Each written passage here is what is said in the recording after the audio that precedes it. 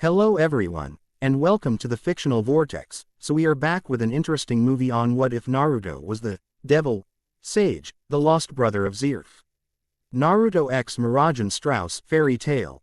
But before we start, I just want to remind you to please subscribe to my channel and hit the like button if you enjoy my content.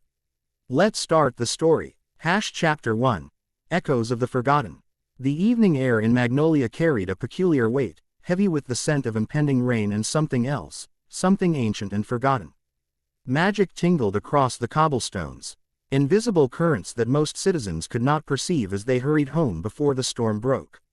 Only one figure moved against the flow of the crowd, walking with unhurried purpose toward the heart of the city. Naruto Dragneel observed the town with eyes that had witnessed centuries. His long golden hair was pulled back in a half ponytail, revealing the three whisker-like marks etched across each cheek. The high-collared black coat that hung from his shoulders bore intricate crimson embroidery along its edges, symbols in a language few living beings could decipher. Beneath it, modern clothes, dark pants and a fitted orange shirt, created an odd juxtaposition of ancient and contemporary. He paused at the crest of the hill overlooking Magnolia, azure eyes scanning the sky line until they settled on the distinctive silhouette of the Fairy Tale Guild Hall. A smile touched his lips, barely perceptible but genuine. "So this is where it's coming from," he murmured, voice arying the faint cadence of a dialect centuries extinct. After all these years, the first drops of rain began to fall as thunder rumbled across the darkening sky. Naruto made no move to seek shelter, instead closing his eyes and extending his senses beyond human limitation. Magic signatures bloomed like stars in his perception, hundreds of them, each unique. But he sought one in particular, that carried a familiar resonance he had not felt in 4 centuries. Something that carried his brother's taint. The warm summer breeze ruffled through his hair as Naruto sat beside his older brother on the hillside, watching the sunset paint the sky in magnificent hues of orange and gold. You're doing it again, Zeref said quietly, dark eyes fixed on the horizon. Doing what? Naruto asked, though he already knew the answer. That technique. I can feel the natural energy gathering around you. Zeref turned to him, expression a complex mixture of curiosity and concern. Elders warned you about drawing too much of it. Naruto shrugged, unrepentant. They don't understand it like I do. The energy isn't dangerous if you balance it correctly. And the other power. Zeref's voice dropped lower. The one you won't discuss. The younger brother's eyes flickered briefly to crimson before returning to blue. Some things are better left unexplained, brother. Zeref's hand settled on his shoulder. Surprisingly heavy. We shouldn't keep secrets, Naruto. Not from each other. Not when. The memory dissolved as lightning split the sky, illuminating the empty street before him. Naruto shook his head, dispelling the remnants of a past long buried. 400 years had not dulled the clarity of those memories, nor the ache that accompanied them. He continued his journey through Magnolia, undisturbed by the increasing downpour. Citizens who glimpsed him through rain-streaked windows found their gazes lingering longer than intended, something the stranger compelling attention despite his unremarkable appearance. A few sensitive to magical energies felt a shiver pass through them as he walked by, a primal recognition of something ancient and powerful. At the eastern edge of town, Naruto paused again. The magical signature he'd been tracking had shifted, growing stronger. More concerning was the dark undercurrent that had emerged, familiar in the worst possible way. A gate opening, he muttered, his pace quickening. Someone's playing with forces they don't understand. He broke into a run, moving with supernatural speed through the rain-slick streets. The buildings blurred around him as he followed the twisted thread of magic to its source. It led directly toward the riverbank behind Fairy Tale. When he arrived, the scene confirmed his suspicions. A group of 5 hooded figures stood in a tight circle, chanting in an archaic language while maintaining a swirling vortex of dark purple magic between them. At the center of their formation, a crack in reality was spreading, widening to reveal an absolute darkness beyond. Amateurs, Naruto assessed, watching from the shadows. The summoning circle they'd inscribed was fundamentally flawed, strong enough to open a portal but wholly inadequate to control whatever came through. He could intervene immediately, but curiosity held him back. He wanted to see who in this would attempt to summon one of the old demons. Inside the fairy tale guild hall, mere yards from the unfolding ritual, Mirajane Strauss froze mid-step while carrying a tray of drinks. A shudder passed through her body, causing several mugs to clatter dangerously. The sensation was unlike anything she'd experienced before, as though her demon souls were collectively reacting to an external stimulus. Mira, Lucy Hartfilia looked up from her table, concern evident. "Are you okay?" "Something's wrong," Mirajane replied, setting down the tray with trembling hands. Her normally gentle blue eyes had hardened, a hint of her demonic power flickering within. "Something's coming." Before Lucy could respond, the building shook with a violent tremor. Glasses shattered, tables overturned, and alarmed shouts filled the hall. Master Makarov, who had been sitting cross-legged on the bar counter, leapt to his feet with surprising agility for his age. "Defensive positions," he commanded, his diminutive form expanding as he channeled his Titan magic. "We have company." Outside, the ritual had reached its crescendo. The portal had stabilized, a perfect circle of darkness from which emerged a clawed hand the size of a wagon wheel. The appendage gripped the edge of reality itself, pulling forward to reveal a hulking form of twisted anatomy, part reptile, part insect, all wrong. The creature's exoskeleton gleamed wetly in the rain as three pairs of glowing yellow eyes surveyed its surroundings with malevolent intelligence. "We have summoned you," Razareth, the central hooded figure called out, voice quavering despite attempted bravado. "By the ancient pact, we claim dominion over." The demon moved with shocking speed for its massive bulk. One sweeping claw decapitated the speaker mid-sentence, sending the hooded head tumbling across the wet ground. The remaining summoners scattered in panic, their formation broken and any hope of controlling the demon lost with their leader's death. "Insignificant vermin," the demon's voice reverberated like grinding stone. "You invoke names you cannot comprehend." From his vantage point, Naruto sighed. This particular demon was a mid-tier threat, dangerous to ordinary mages but hardly catastrophic. Still, he watched with interest as the fairy tale guild responded to the incursion. The guild doors burst open, and mages poured out into the rain. At their forefront stood Urza Scarlet in Heaven's Wheel armor. Flanking her were Grey Fullbuster and Natsu Dragneel, with Lucy summoning Taurus just behind them. Master Makarov brought up the rear, his enlarged form dominating the entryway. Naruto's attention sharpened at the sight of the pink-haired dragon slayer. "Natsu," he whispered, something akin to recognition flickering across his features before disappearing behind a carefully neutral expression. The demon turned toward the assembled mages, all six eyes narrowing. "Fairy tale, your interference is unwelcome. You're trespassing on our territory," Urza declared, her circle of floating swords expanding around her. "Return to whatever dimension you came from, or face the consequences." The demon's response was a deafening roar that shattered windows along the riverbank, followed by a charge that left deep gouges in the earth with each step. Urza launched her swords in a coordinated attack, the blades striking with precision but merely glancing off the creature's armored hide. Grey followed with Ice Make Lance, sending a barrage of frozen projectiles that impacted with explosive force but caused minimal damage. Natsu leapt high, his fists wreathed in dragon fire. "Fire Dragon's Iron Fist," he shouted, connecting solidly with the demon's face. The blow staggered the creature backward, leaving a scorched mark but failing to inflict significant harm. "Dragon Slayer," the demon hissed, focusing on Natsu. "Your kind should be extinct." The battle escalated quickly, with fairy tale mages coordinating their attacks with practiced efficiency. Lucis spirits created openings, Grey's ice restricted movement, and Urza continuously probed for weaknesses while Natsu delivered the heaviest blows. Yet despite their efforts, the demon seemed more annoyed than injured. Naruto observed the flow of battle with a tactician eye, assessing the strengths and limitations of each mage. His attention shifted when a new combatant entered the fray, Mirajane Strauss, her body transforming as she activated Satan's soul. The demonic form she assumed carried an elegance that belied its destructive potential, darkness wrapped in purpose rather than malice.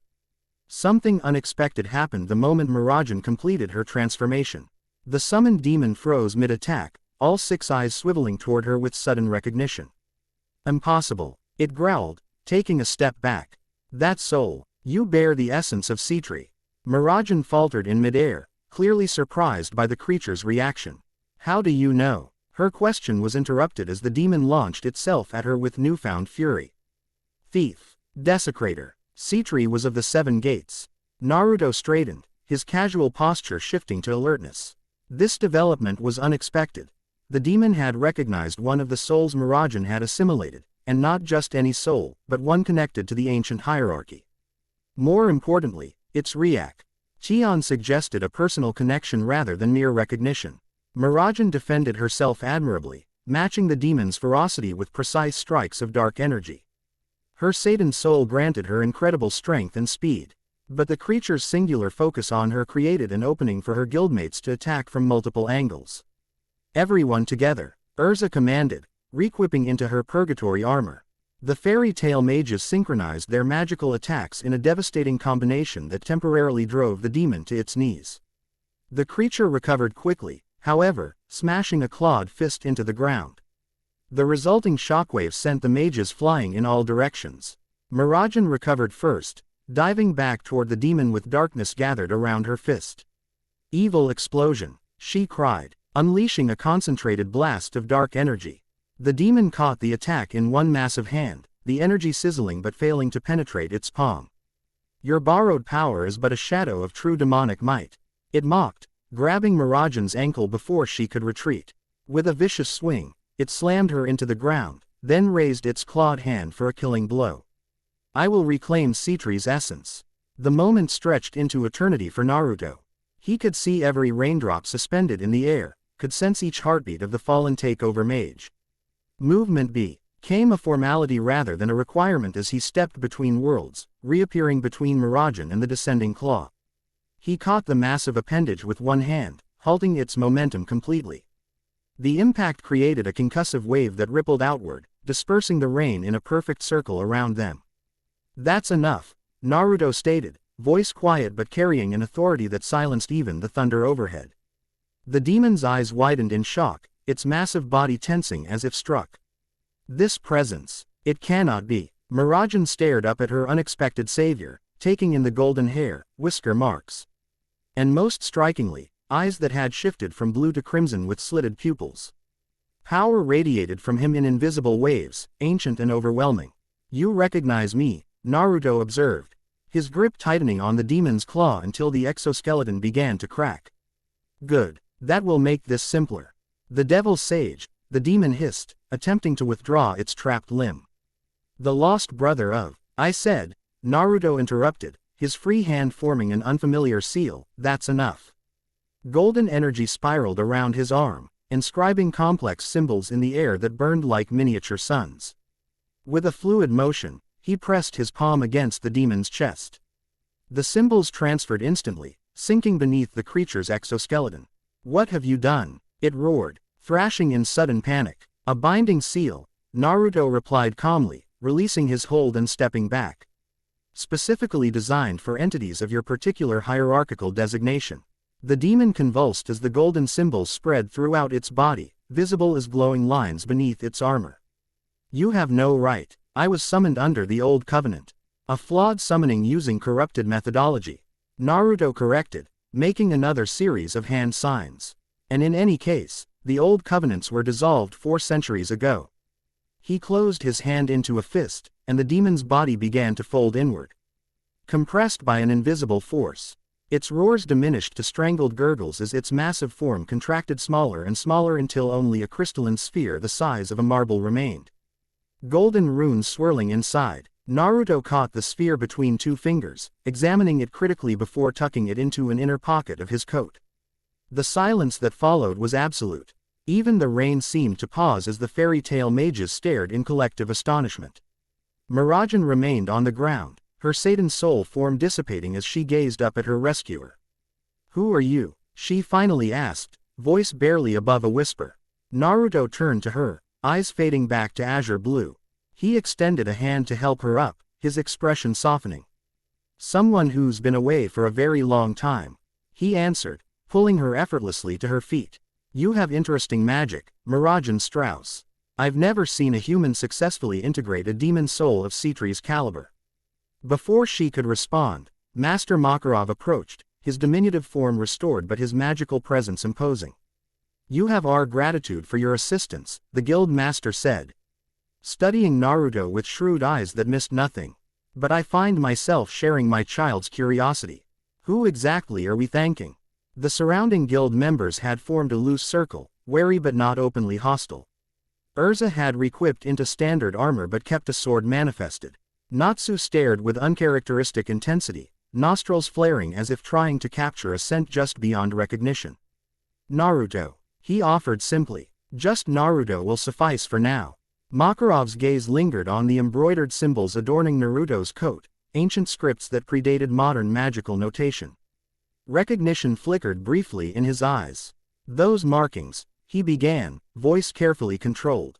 They're reminiscent of sealing arts thought lost centuries ago. Naruto inclined his head slightly. Knowledge has a way of becoming myth, and myth of fading to rumor. But nothing is ever truly lost, merely forgotten. The demon called you something, Urza interjected, stepping forward. The Devil's Sage. What does that mean? A shadow passed over Naruto's features. A title from another time. One I neither chose nor particularly favor. And it said something else, Lucy added hesitantly. Something about a lost brother. Quote, the atmosphere shifted subtly as tension radiated from Naruto.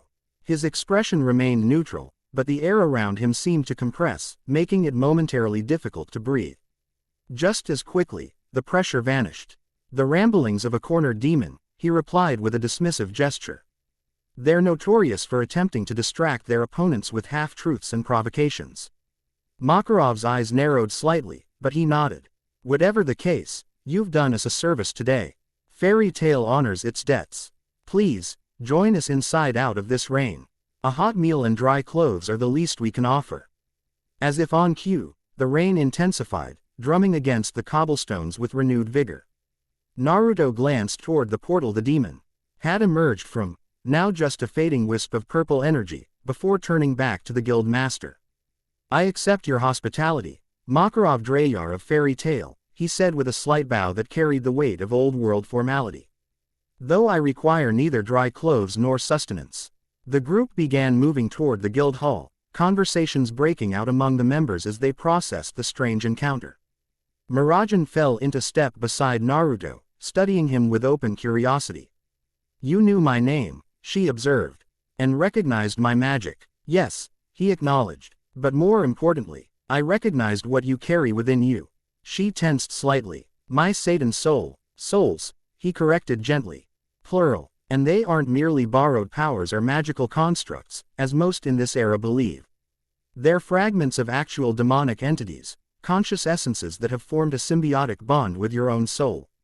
Mirajane stopped walking, rain plastering her silver hair against her face as she stared at him with widened eyes. How could you possibly know that? I've never told anyone. Naruto's expression softened marginally, because I've encountered the originals, including Citri. Before she could demand further explanation, they reached the guild hall doors.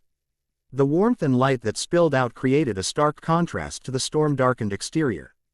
Guild members who had remained inside rushed to assist their rain-soaked comrades, exclaiming over their injuries and demanding explanations. The interior of Fairy Tail was exactly as Naruto had expected, boisterous, chaotic, and infused with a sense of family that transcended bloodlines. Tables and benches lined the main hall, with a long bar running along one wall.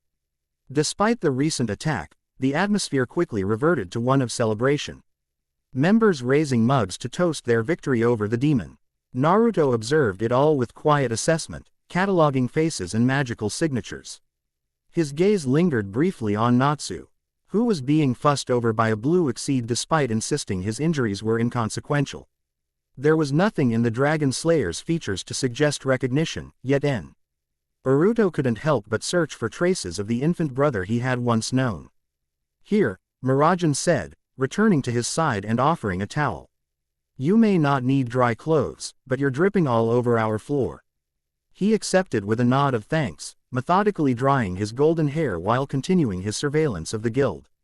Mirajane watched him with undisguised interest, noting how he positioned himself with his back to a wall and clear sightlines to all entrances, the habits of someone accustomed to danger from any direction. Makarov approached again, carrying 2 mugs of something steaming. He handed one to Naruto before gesturing toward a more private alcove away from the main celebration. "Perhaps we might speak more freely over here," the guild master suggested. Naruto followed, bringing the untouched mug more out of politeness than desire. Mirajane hesitated, clearly wanting to join them but uncertain of her welcome. "You as well, Mira," Makarov added, noticing her uncertainty. "The demon seemed particularly interested in your magic." The 3 settled at a small table partially screened from the main hall by a decorative partition. Makarov took a long dry NK from his mug before fixing Naruto with a penetrating stare. "Now then," he began, "I've lived long enough to recognize when someone is being selectively truthful. That demon knew you, and not by reputation alone." Naruto set his mug down, fingers tracing abstract patterns on its surface. "You're correct," he acknowledged. "Zeref and I have history." "Zeref," Mirajane repeated. "Is that what it was called?" "A mid-tier entity from the 3rd circle," Naruto explained. "Dangerous by modern standards but relatively minor in the greater demonic hierarchy." Makarov leaned forward. "You speak of demons with unusual familiarity." "As does she," Naruto countered, nodding toward Mirajane. "Though her knowledge comes from a different source." Mirajane's hand unconsciously rose to her heart. "My take over magic. You said these aren't just magical constructs. What exactly are they?" Naruto studied her for a long moment, weighing how much to reveal. "The entities you've assimilated were once physical demons who were defeated and reduced to their essential magical signatures. By absorbing these signatures, you've created a bond that allows you to manifest aspects of their power and form. That's consistent with how takeover magic works," Makarov noted, "but you're suggesting these signatures retain some form of consciousness." "All magic contains echoes of consciousness," Naruto replied. "But demonic essences are different. They're fragments of beings that exist simultaneously across multiple dimensions. What you've absorbed, Mirajane, are anchor points that connect to much larger entities." She paled slightly. "Are you saying I'm possessed?" "No," Naruto assured her quickly. "The relationship is symbiotic, not parasitic. These fragments chose to bind with you, recognizing something compatible in your magical signature. It's extraordinarily rare for a human to achieve such harmony with multiple demonic essences." Mirajane digested this information, conflicted emotions playing across her features. "That's why the demon, Zeref, reacted so strongly to my Satan soul.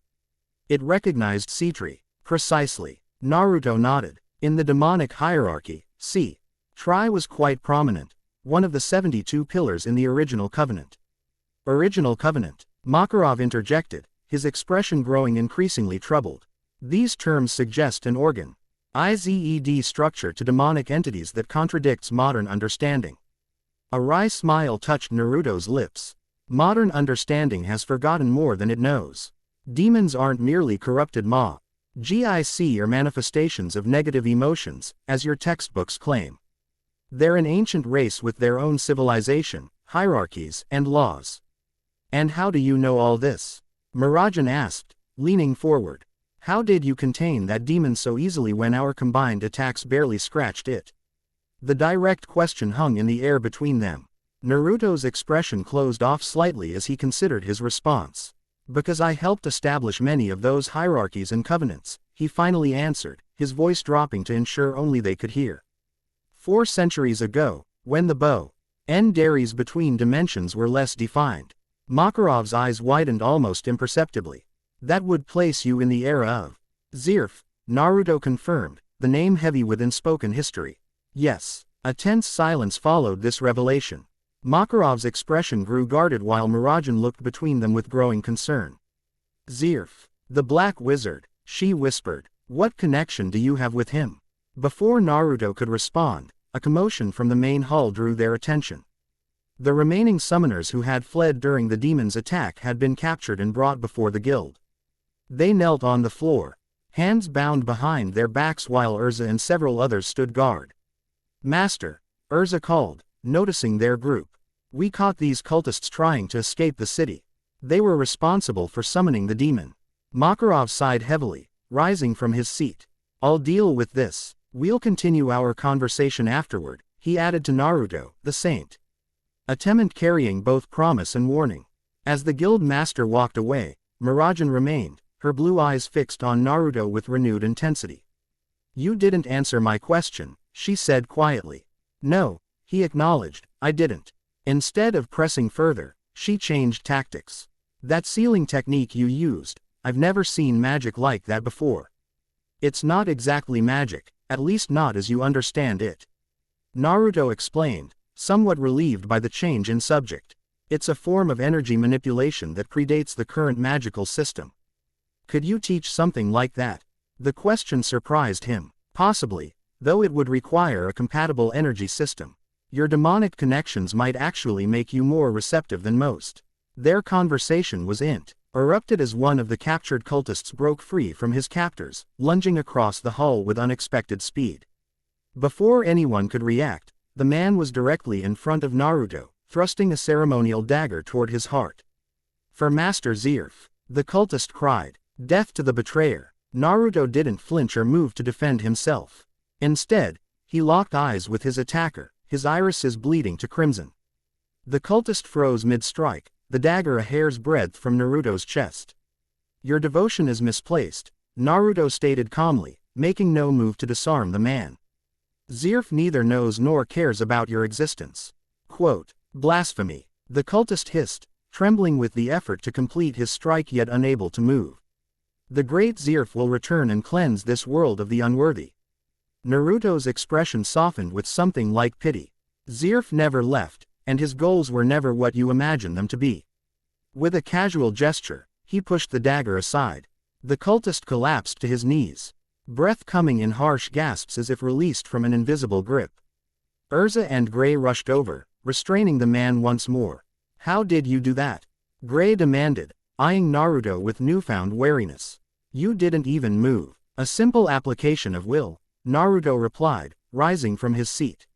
He turned to address the cultist directly. Your summoning ritual was flawed from the beginning. The symbols you used were corruptions of ancient texts you cannot possibly comprehend. The cultist glared up at him with fanatical hatred. Who are you to lecture us on the sacred arts? We are the keepers of Lord Zeref's. You are children playing with forces beyond your understanding. Naruto cut him off, voice hardening. The demon you summoned would have slaughtered you all had I not intervened. Take him away, Urza instructed her guildmates, never taking her eyes off Naruto. Once the cultist was removed, she approached cautiously. That man recognized you as well. Not me specifically, Naruto clarified. He was responding to what Razareth called me, the betrayer. In their twisted mythology, anyone opposing Zeref is considered a heretic. The explanation seemed to satisfy Urza, though suspicion lingered in her gaze. She returned to help process the remaining prisoners, leaving Naruto once again with Mirajane.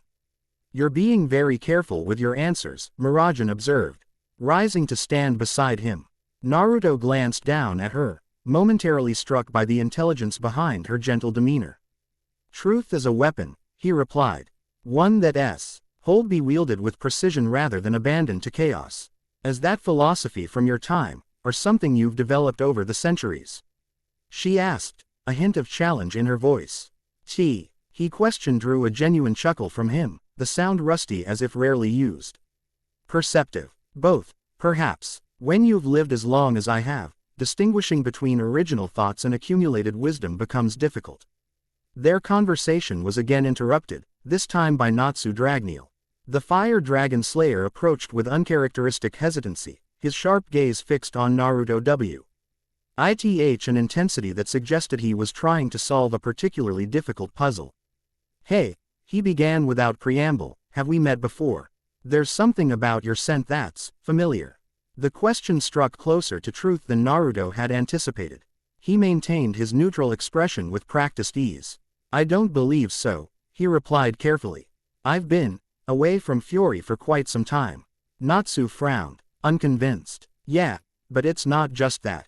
It's like, he struggled to articulate the sensation. Like I should know you from somewhere important. Mirajane TCHED. The exchange with growing interest, her gaze shifting between the two men. Something in their profiles, standing side by side, triggered a fleeting observation she couldn't quite grasp. Perhaps in another life, Naruto suggested, his tone lighter than his expression. They say dragon slayers have exceptional senses. Yeah, maybe, Natsu conceded reluctantly. After another moment of scrutiny, he shrugged and extended his hand. Anyway, thanks for the help with that demon.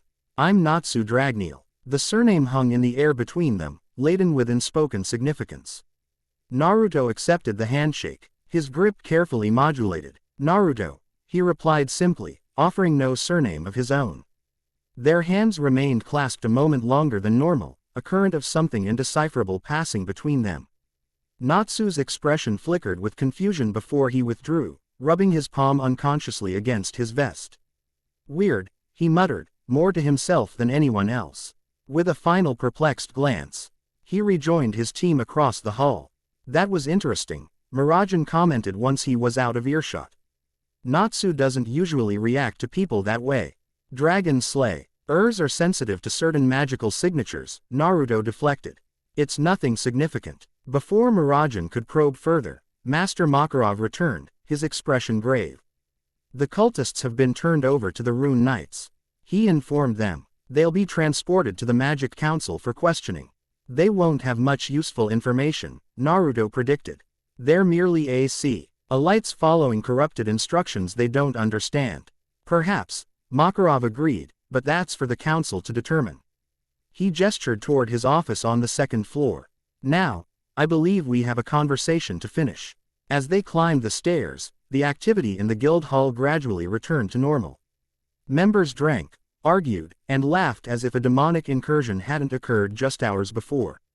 Naruto noted the resilience with quiet approval, a quality necessary for survival in a world filled with magical threats. Makarov's office was modest but comfortable, lined with bookshelves containing ancient tomes and magical artifacts.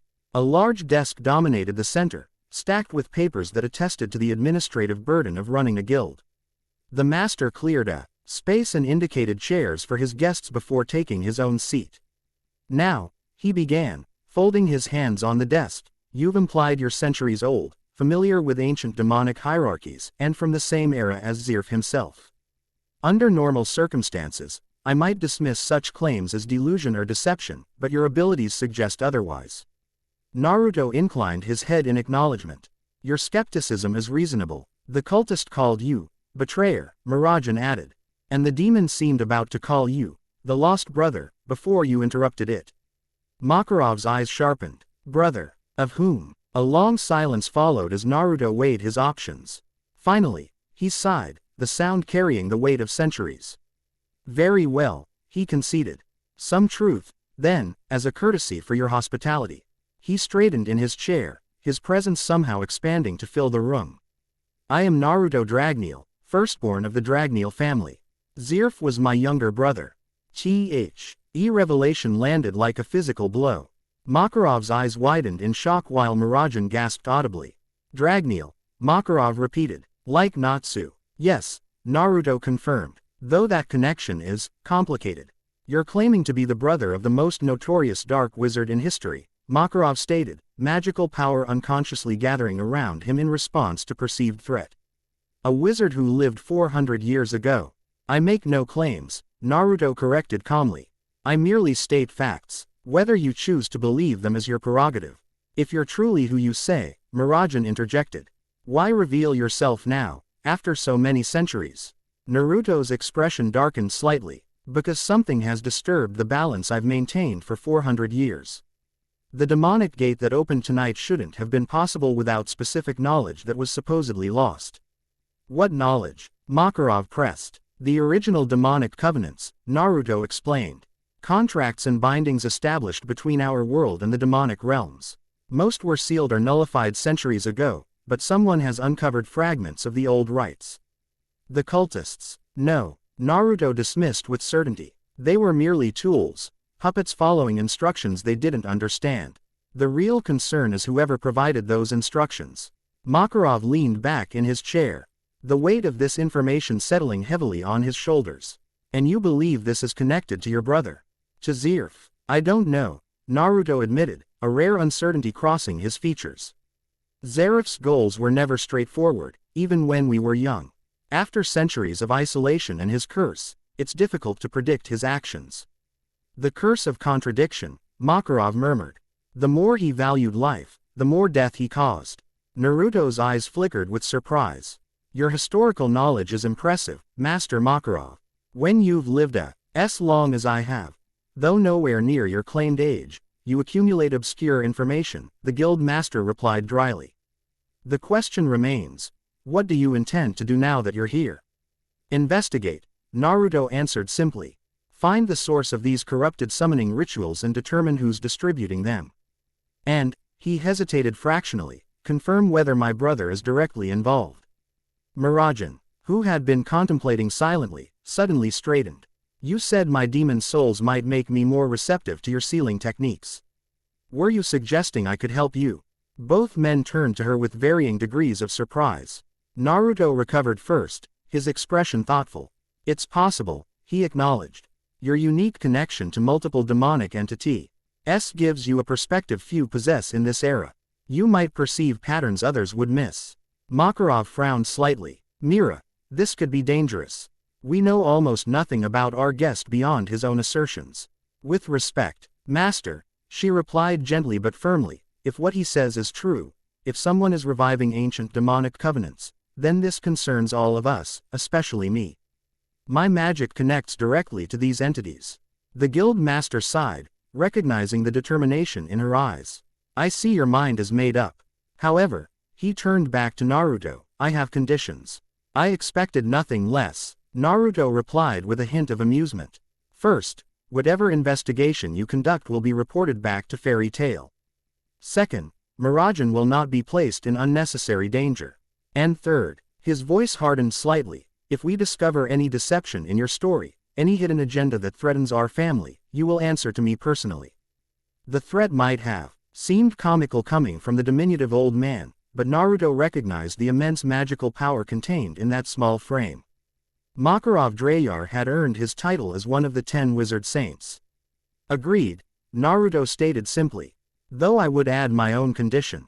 Makarov raised an eyebrow, which is, Natsu Dragneel must not learn of our connection yet, Naruto said, his tone brooking no argument. That revelation comes with complications I'm not prepared to address immediately. The request clearly troubled Makarov, who valued honesty among his guild members.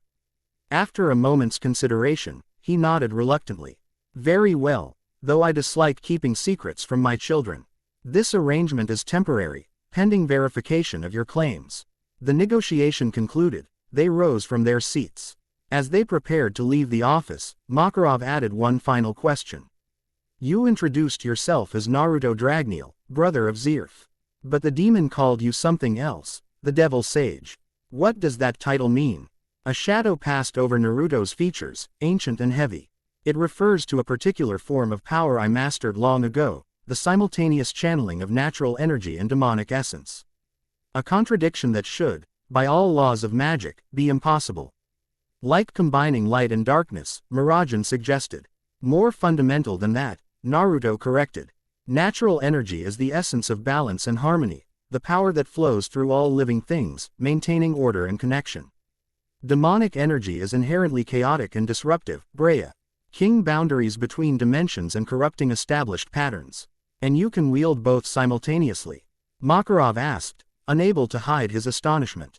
Not merely wield them, Naruto clarified, but fuse them into a single unified force.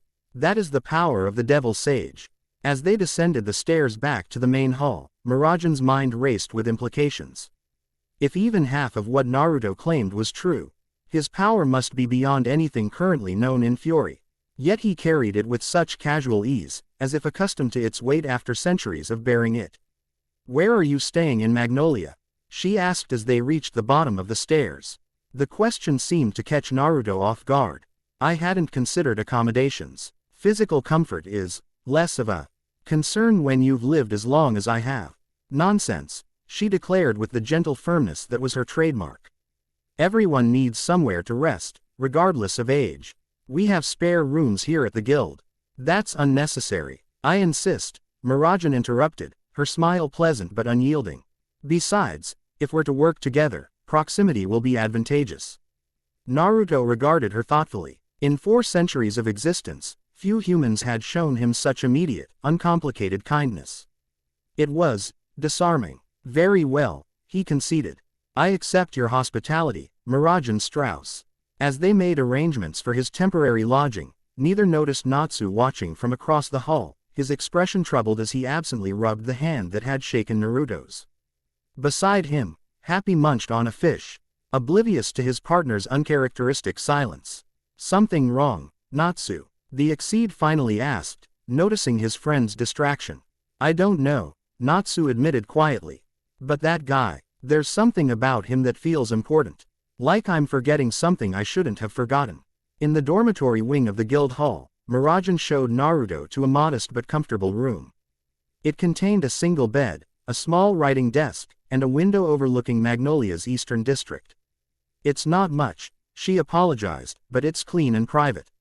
It's more than adequate, Naruto assured her, scanning the room with habitual thoroughness. Thank you. An awkward silence fell between them, heavy with unasked questions. Mirajane hesitated at the doorway, clearly wanting to say more but uncertain how to proceed. You have concerns, Naruto observed, turning to face her fully. That's understandable. Not concerns exactly, she corrected, closing the door partially for privacy. More like curiosity. If what you've told us is true, you've witnessed centuries of history. You knew the original demons my souls came from. You're the brother of the most feared wizard who ever lived. And somehow, you're connected to Natsu. All true, he acknowledged. Why tell us? She asked, the question clearly troubling her. Why reveal yourself after centuries of obscurity? Naruto moved to the window, gazing out at the rain-slicked streets of Magnolia. Lightning illuminated the skyline momentarily, casting his features in stark relief. Isolation provides clarity, he finally answered, but at the cost of perspective. I've observed humanity from a distance for too long, watching civilizations rise and fall, magic evolve and transform. But some threats cannot be addressed from the shadows. And you believe we're facing such a threat now? He turned back to her, his expression grave. The demonic covenant that was invoked tonight was sealed by my hand 4 centuries ago. Its re-emergence suggests either my brother's direct involvement or the meddling of someone who has accessed his archives. Either possibility is concerning, Mirajane noted. Indeed, Naruto's gaze grew distant, seeing beyond the present moment to possibilities only he could envision. There are older and more dangerous pacts than the one used tonight. If knowledge of those has also been recovered. He left the implication hanging. Mirajane shivered despite herself, drawing her arms across her chest. You said my demon souls might help your investigation, she prompted. Refocusing the conversation. How exactly? The entities you've assimilated, particularly Citri, were significant figures in the original hierarchy, Naruto explained. Their essences retain memories and connections that could help trace the source of these corrupted summoning rituals. You talk about them like they're still conscious, Mirajane observed, discomfort evident in her voice. In a sense, they are, Naruto confirmed. Not as independent beings with separate wills, but as echoes that resonate with their greater selves across dimensional boundaries. Your magic has harmonized these echoes with your own soul, creating something entirely new. Mirajane contemplated this revelation, her hand unconsciously rising to her heart. All these years, I thought I was simply using their power. But you're saying I've been carrying fragments of their consciousness. Yes, but not in a way that threatens your autonomy, Naruto assured her. The relationship is symbiotic. They chose you, Mirajane Strauss, because something in your essence was compatible with theirs. Is that common? Extraordinarily rare, he replied. In 4 centuries, I've encountered perhaps 5 humans capable of true demonic synchronization. Most who attempt takeover magic with demonic entities either fail completely or achieve only superficial mimicry. This information clearly surprised her. I always assumed other takeover mages experienced the same connection I did. Your brother, Elfman, his beast soul is fundamentally different, Naruto explained. He commands the form and abilities, but not the essence. Your sister, Lizana, works with animal souls that lack the dimensional complexity of demons. Mirajane's eyes widened. How do you know about my siblings? A faint smile touched his lips. 400 years provides ample time to gather intelligence. Fairy Tale's reputation extends far beyond Fiore's borders, and the Strauss siblings are particularly noted for their unique magic. Quote. Before she could respond, a knock at the door interrupted them. Urza Scarlet stood in the hallway, her expression composed but watchful. Forgive the intrusion, she began formally. But Master Makarov asked me to inform our guest that the Rune Knights wish to speak with him regarding the demon incident. Of course they do, Naruto murmured, unsurprised. When? They're waiting downstairs, Urza replied. Shall I tell them you'll be down momentarily? Please do, he nodded. Once she departed, he turned back to Mirajane. It seems our conversation must continue later. I'll come with you, she offered. The Rune Knights can be overzealous in their questioning. Naruto regarded her with mild amusement. I've dealt with far more intimidating interrogators than the Rune Knights. But your company is welcome nonetheless. As they descended to the main hall where 3 uniformed Rune Knights waited, Naruto reflected on the unexpected turns the evening had taken. After centuries of solitary vigilance, he had revealed himself not only to the Fairy Tale Guild but soon to the Magic Council as well. The path ahead was uncertain, fraught with complications he'd long sought to avoid. Yet as he glanced at the silver-haired woman beside him, he felt something he hadn't experienced in centuries, a cautious optimism. Mirajane Strauss and our unexpected connection to the demonic realm represented a variable he hadn't anticipated, one that might prove invaluable in the challenges to come. More concerning was Natsu's instinctive recognition. The Dragon Slayer shouldn't have any memory of their connection, yet something had triggered a subconscious response. That complication would require careful handling. And beneath it all lay the fundamental question that had drawn him to Magnolia in the first place. After 4 centuries of separation, what was Zeref planning? The answer, Naruto suspected, would determine the fate of more than just Fairy Tale or Fury. It would determine the fate of all worlds, human and demonic alike.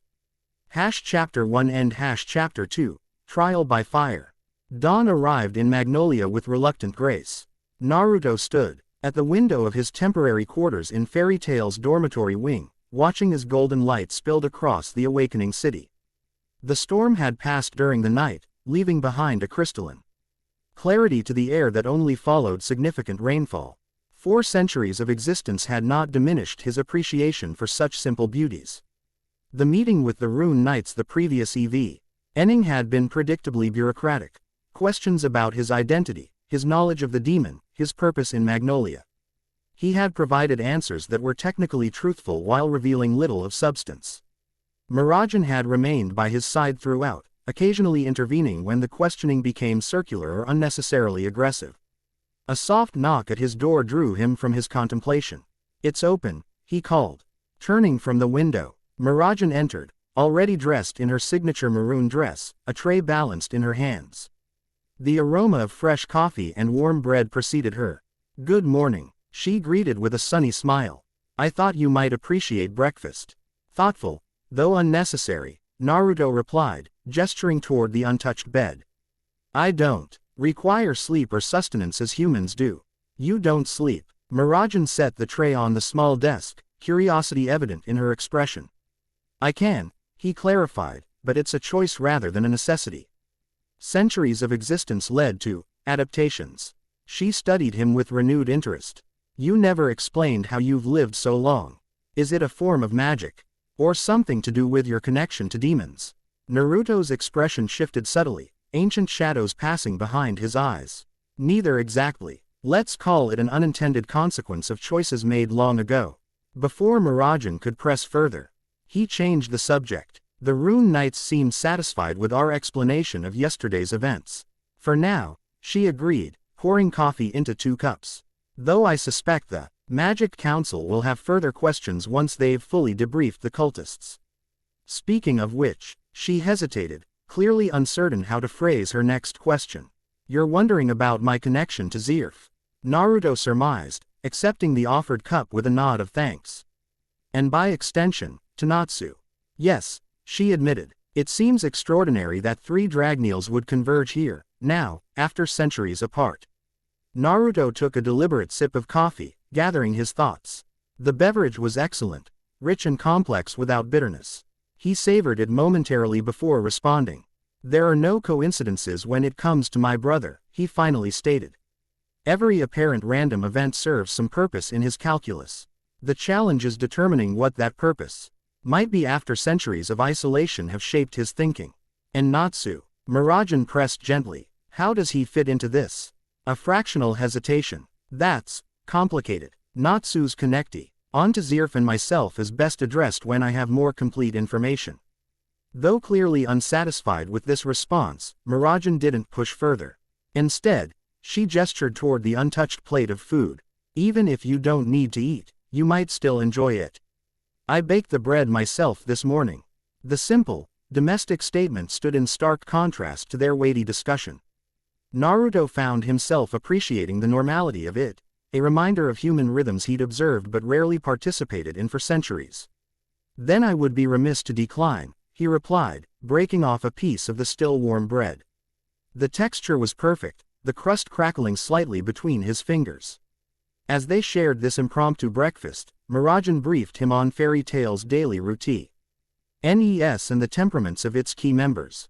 Her assessment was both affectionate and shrewdly accurate, Master Makarov's paternal wisdom masking tactical brilliance, Urza's rigid adherence to rules balancing her compassionate heart. Gray's aloof manner concealing deep loyalty, Lucis' apparent fragility belying remarkable resilience, and Natsu's chaotic energy channeled through unwavering determination. And what about you? Naruto asked when she had finished describing the others. The renowned demon Mirajane, who became the guild's gentle heart. She blinked in surprise, a faint blush coloring her cheeks. You've done your research. As I mentioned yesterday, intelligence gathering becomes second nature when you've lived as long as I have, he replied. Your reputation preceded you, S-class mage by 15. Feared throughout Fury for your combat prowess, then a dramatic shift in personality following your sister's apparent death. The mention of that trauma caused her smile to falter momentarily. That was a difficult time. I nearly lost myself to grief. Yet you found balance, Naruto observed. Most who achieve your level of synchronization with demonic entities struggle to maintain their humanity. Especially under emotional duress. I had my family, Fairy Tail, she replied simply. They anchored me when I might have drifted away. Naruto nodded thoughtfully. Community is an emotional anchor. Logical, if somewhat foreign to my experience. This admission seemed to sadden Mirajane. Have you truly been alone all these centuries? Alone is relative when you carry conversations across millennia. He deflected, rising from his seat. The guild will be opening soon, yes. I should speak with Master Makarov about our next steps. She accepted the change of subject gracefully. Of course, he's usually in his office by now. As they prepared to leave, Naruto paused at the doorway. Thank you, Mirajane Strauss, for the breakfast and the company. Both were unexpectedly welcome. The sincerity in his voice drew a genuine smile from her. You're welcome, Naruto Dragneel. And please, call me Mira. All my friends do. Friends, he repeated, as if testing an unfamiliar concept. Very well, Mira. The main hall of Fairy Tail was already bustling when they descended. Early risers clustered around tables, reviewing job postings or nursing Drin. KS that varied from coffee to more potent options. Conversations hushed momentarily as Naruto entered, curious gazes following his progress across the room. News travels fast, he observed quietly. Fairy Tail isn't known for discretion. Mira confirmed with an apologetic smile. By now, everyone's heard at least 3 versions of yesterday's events, each more exaggerated than the last. As if to confirm her assessment, a small group approached them directly. Natsu Dragneel, Lucy Heartfilia, Gray Fullbuster, and Urza Scarlet, accompanied by the Blue Exceed, Happy. Morning, Mira, Natsu Gr. Eated enthusiastically before turning to Naruto with undisguised curiosity. And the mystery demon sealer. I've got like 100 questions. Natsu, Urza admonished, remember what Master said about bombarding our guest. Yeah, flame brain, Gray added. Not everyone appreciates your idea of conversation. What did you call me, Ice Princess? Natsu immediately pivoted, forehead pressed again. Saint Greys in their characteristic prelude to conflict. Lucy sighed, shooting an apologetic glance toward Naruto. They're always like this. I'm Lucy, by the way. We didn't get properly introduced yesterday with all the, demon chaos. A pleasure, Naruto replied with formal politeness. Your celestial spirit magic is impressive, a rare discipline in this era. Lucy blinked in surprise. You can tell I'm a celestial spirit mage just by looking. The resonance of your keys is distinctive, he explained. Gold and silver tones in your magical signature, vibrating at frequencies that correspond to specific celestial gates. This assessment drew the attention of the others, even interrupting Natsu and Gray's budding argument. You can see magical signatures? Urza asked, her tactical mind immediately calculating the strategic advantage such an ability would provide. Among other things, Naruto confirmed without elaboration. Natsu leaned forward, eyes bright with interest. So what can you see about me? About my fire magic. Naruto regarded the Dragon Slayer carefully, his expression neutral despite the complex emotions stirred by the proximity to his once-infant brother. He extended his senses, perceiving the layered energies within Natsu's form. Draconic fire, he observed. But not merely mimicry or affinity, your magic carries the actual signature of a dragon. Igneal, I believe. The flames aren't simply conjured, they're part of your biological makeup. Natsu's jaw dropped. That's exactly right. How could you know Igneal's name? A moment's hesitation. Fire dragons are rare, and those who would teach humans rarer still. Igneal's reputation was significant in certain circles. Before Natsu could question this further, Master Makarov's voice called from the second floor. Ah, good morning, Naruto. Might I have a word? Of course, Naruto replied, relieved by the timely intervention. He nodded respectfully to the gathered mages. If you'll excuse me. As he climbed the stairs to Makarov's office, he could feel Natsu's gaze following him, curious, confused, and frustratingly close to recognition. I've been in contact with the Magic Council. Makarov began once they were seated in his office. They're concerned about your sudden appearance and your connection to yesterday's incident.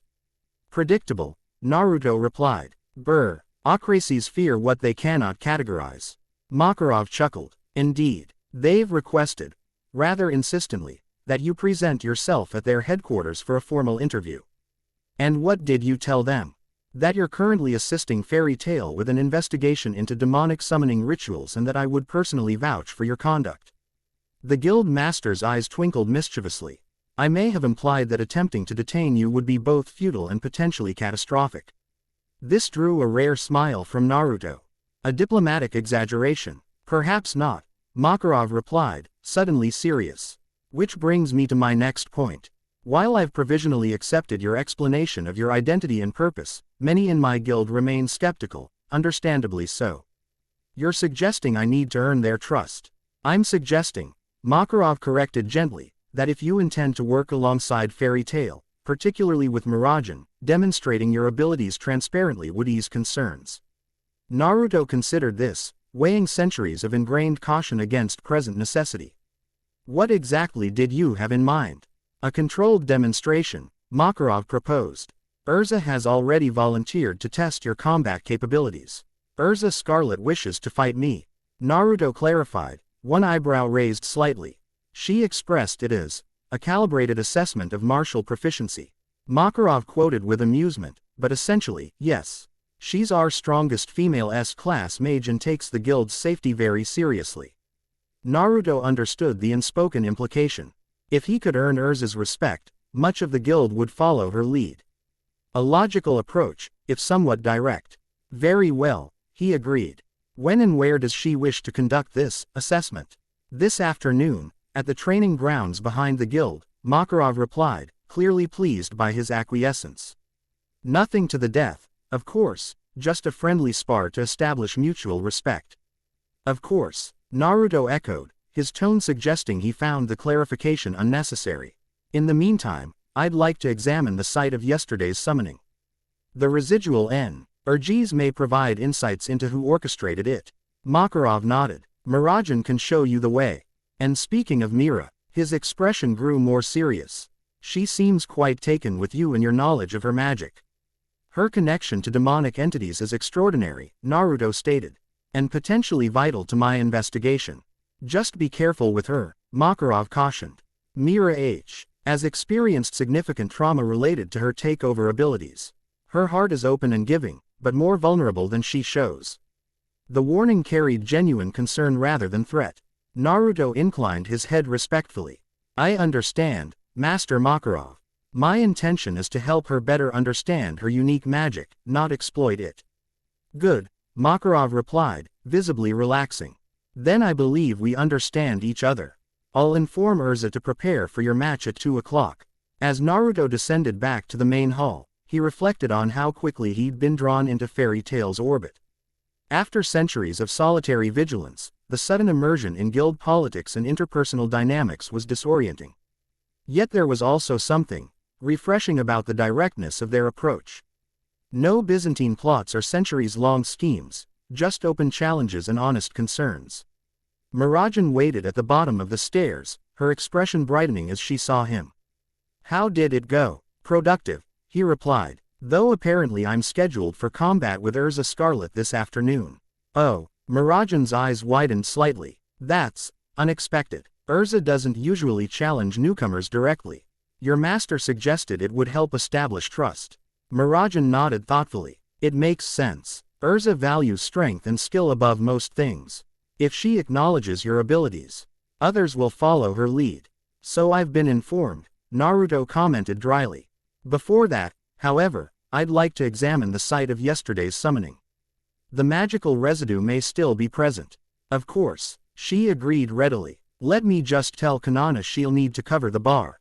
As Mirajane made arrangements with her guild mate, Naruto became aware of a small group observing him from a nearby table. 3 women, one with shoulder-length brown hair clutching a barrel of alcohol, another with blue hair partially hidden behind a book, and a third with green hair and GLA. SSES, whispered among themselves while casting glances in his direction. The brown-haired woman, evidently the boldest of the trio, raised her barrel in a mock toast when she noticed his attention. Oh, you're the mystery man who's got Urza all fired up, she called across the room. Gotta say, you don't look 400 years old. Kana, the blue-haired woman admonished, mortified by her friend's directness. What? Everyone's thinking it, Kana defended before taking a substantial drink. Besides, if he's really gonna fight Urza, he should know what he's getting into. Naruto approached their table, curious despite himself. And what exactly am I getting into, according to your assessment? Kana grinned, apparently delighted by his willingness to engage. A world of pain wrapped in armor and righteous fury. Urza doesn't hold back, even in friendly spars. Kana exaggerates, the blue-haired woman interjected, offering an apologetic smile. I'm Levi Magarden. This is Evergreen, and the one with no filter is Kana Alberona. Hey, Kana protested. A pleasure, Naruto replied with formal politeness. Your concern is noted, though perhaps unnecessary. Ooh, confident, Evergreen observed, adjusting her glasses as she studied him more intently. I hope you can back that up. Urza's reputation is well earned. I'm sure it is, Naruto acknowledged. Reputations usually contain at least a kernel of truth. Something in his tone caused Levi to look at him more closely.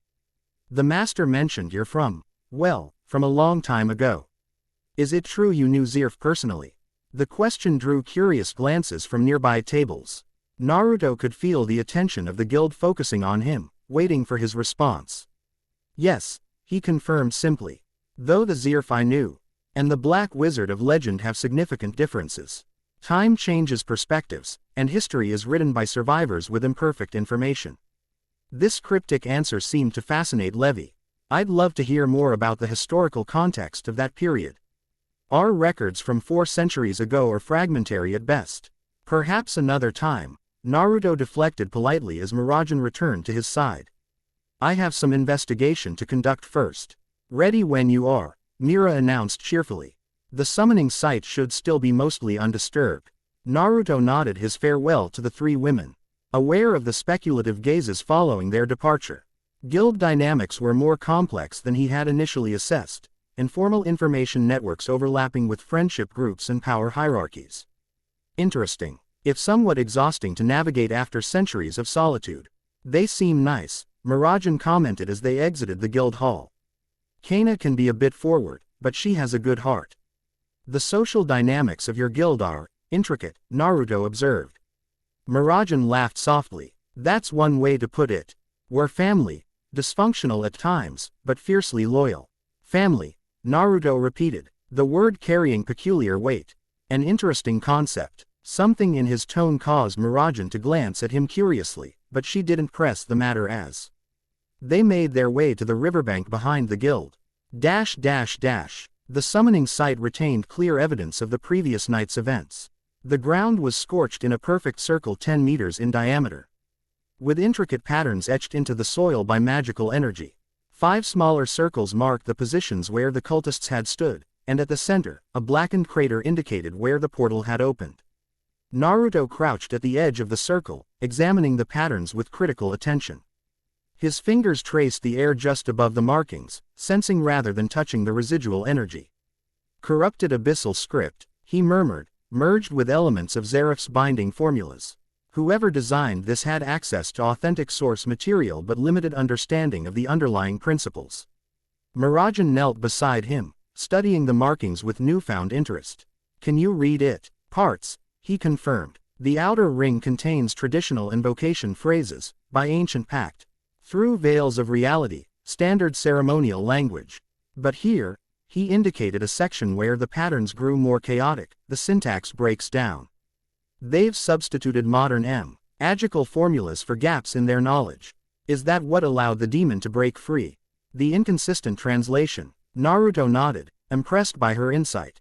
Precisely. Demonic contracts require absolute precision. The slightest error creates vulnerabilities in the binding. He moved to the central crater, where faint traces of purple energy still shimmered in the air. Extending his hand into the disturbance, he closed his eyes in concentration. The dimensional tear hasn't fully healed, he noted, concern edging his voice. Normally, portals collapse completely once the summoning ends. Mirajane watched as he formed a series of unfamiliar hand signs, golden energy gathering around his fingers. 5-point seal. Dimensional closure, he intoned, pressing his palm against the center of the crater. Golden light spread outward in a complex geometric pattern, superimposing itself over the original summoning circle. Where the two patterns intersected, the residual purple energy hissed and dissipated. Within seconds, the dimensional disturbance had vanished completely. There, Naruto stated, rising to his feet. That should prevent any follow-on effects. That wasn't any sealing magic I've ever seen, Mirajane observed, studying him with renewed interest. Those hand signs, the energy pattern, they're completely different from modern techniques. As I mentioned yesterday, what I use isn't exactly magic in the modern sense, Naruto explained. It's a more direct manipulation of fundamental energies, what we called chakra in my era, combined with natural energy and, in specific applications, demonic essence. Could you teach me? The question emerged with surprising eagerness. Naruto considered her thoughtfully. Possibly. Your unique connection to demonic entities provides a foundation that most modern mages lack. However, developing these techniques took me decades of focused study. I'm a quick study, she replied with a confident smile that hinted at the formidable mage beneath her gentle demeanor. Before Naruto could respond, his attention shifted suddenly to the tree line across the river. In one fluid motion, he moved in front of Mirajane, golden energy already gathering in his palm. We're being watched, he stated quietly. Mirajane immediately tensed, her magic responding to the potential threat. Where? Instead of answering, Naruto flicked his wrist, sending a small projectile of compressed energy into the trees. A startled yelp followed, and a moment later, a figure tumbled out of the foliage, blue-furred and winged. Happy. Mirajane relaxed her guard, recognizing Natsu's exceed companion. The small cat picked himself up, brushing leaves from his fur with an indignant expression. That wasn't very nice. I was just observing discreetly, like Urza asked. Urza sent you to spy on us? Mirajane asked, surprised and a little hurt. Happy's ears flattened guiltily. Not spy exactly. More like, maintain situational awareness regarding our guest's activities. Her words, not mine. Naruto regarded the exceed with mild amusement. A reasonable precaution, given the circumstances. I assume you're to report back on what you've observed. Aye, sir. Happy confirmed, then caught himself. I mean, no, maybe. His confused expression suggested he wasn't entirely clear on his mission parameters. You can tell that we've secured the summoning site and prevented any further dimensional leakage, Naruto instructed calmly. And that I look forward to our match this afternoon. Happy nodded vigorously, EV'd. NTLY relieved by this diplomatic response. Will do. Also, Natsu says to ask you if you know anything about dragons, since you recognized Igneal's magic. This indirect inquiry suggested Natsu was more perceptive than his boisterous demeanor implied. Naruto considered his response carefully. I encountered several dragons during my lifetime, he acknowledged. Though most had already retreated from human lands by my era. If Natsu has specific questions, he's welcome to ask them directly. Happy saluted before activating his wings and soaring back toward the guild. Once the Exceed was out of earshot, Mirajane turned to Naruto with an apologetic expression. I'm sorry about that. Fairy Tail can be a bit overprotective. No apology necessary, he assured her. Caution around unknown entities is perfectly rational, especially given what I've claimed about my identity. Mirajane studied him curiously. You're not offended by their suspicion. After 4 centuries of existence, taking offense at human caution would be rather petty, he replied with dry humor. Besides, I would be more concerned if they accepted my presence unquestioningly. That would suggest a dangerous naivety. This perspective seemed to surprise her. That's remarkably understanding. Understanding is easier when you've had centuries to practice it, he commented. Now, shall we continue our investigation? I'd like to examine the area more thoroughly before my encounter with Urza Scarlet. For the next hour, they methodically surveyed the surrounding area, looking for additional evidence related to the summoning ritual. Naruto taught Mirajane to recognize specific demonic energy signatures, knowledge she absorbed with impressive quickness. Her intuitive understanding of demonic essence made her an apt pupil, and he found himself explaining concepts he hadn't discussed with another being in centuries. So each demon has a unique frequency to their energy, she summarized as they completed their investigation. Like a magical fingerprint, essentially, yes, Naruto confirmed. And demons of the same hierarchical grouping share certain base frequencies, which is how Razara recognized your connection to Citri despite never having encountered you personally. That's fascinating, Mirajane remarked, genuine enthusiasm lighting her features. I've been using Takeover magic for years without understanding these fundamental aspects. Modern magical education focuses on application rather than theory, Naruto observed. Practical for everyday use but limiting for deeper understanding. As they walked back toward the guild, Mirajane asked the question that had clearly been on her mind throughout their investigation. Earlier, you mentioned chakra as distinct from modern magic. What exactly is the difference? Naruto considered how best to explain concepts that had been common knowledge in his era but had faded from human understanding over the centuries. Chakra is the fundamental energy created by combining physical and spiritual energies within the body, he began. Modern magic draws primarily from external sources, ethernano in the atmosphere, celestial connections, elemental affinities. Chakra is inherently internal, though it can be supplemented by external sources like natural energy. And natural energy is the ambient life force that flows through all living things, he explained. Plants, animals, the earth itself, all contribute to and draw from this energy. Those who master its use are called sages. Understanding dawned in her eyes. That's part of your title, the Devil Sage. You can use both natural energy and demonic power. A significant oversimplification, but essentially correct, Naruto acknowledged. The balance between those opposing forces is difficult to maintain. Before their conversation could continue, they arrived at the guild hall to find an unusual level of activity. Tables had been pushed to create a clear path to the rear exit, and excited chatter filled the air. What's happening? Mirajane asked a passing guild member. Urza's match with the new guy, Elfman Strauss announced, appearing beside his sister with characteristic enthusiasm. Everyone's heading to the training grounds. It's going to be a man's battle. Mirajane glanced at Naruto apologetically. My brother has unique linguistic patterns. So I observe, Naruto replied with mild amusement. I assume. Man functions as an all-purpose intensifier in his dialect. This assessment drew a surprised laugh from Mirajane. That's exactly it, though I'm not sure Elfman has ever analyzed it quite that way. The appointed time approaches, Naruto noted, observing the position of the sun. Shall we proceed to the training grounds? You don't seem concerned, Mirajane observed as they followed the crowd. Urza is our strongest female mage. Concern implies uncertainty about outcome, Naruto replied simply. I harbor no such uncertainty. The statement wasn't boastful, merely factual, but it drew curious glances from nearby guild members. The reputation of Titania Urza was legendary throughout Fury, and such casual confidence in the face of her combat prowess was unusual, to say the least. The training grounds behind Fairy Tail consisted of a large cleared area reinforced with durability enchantments to withstand magical combat.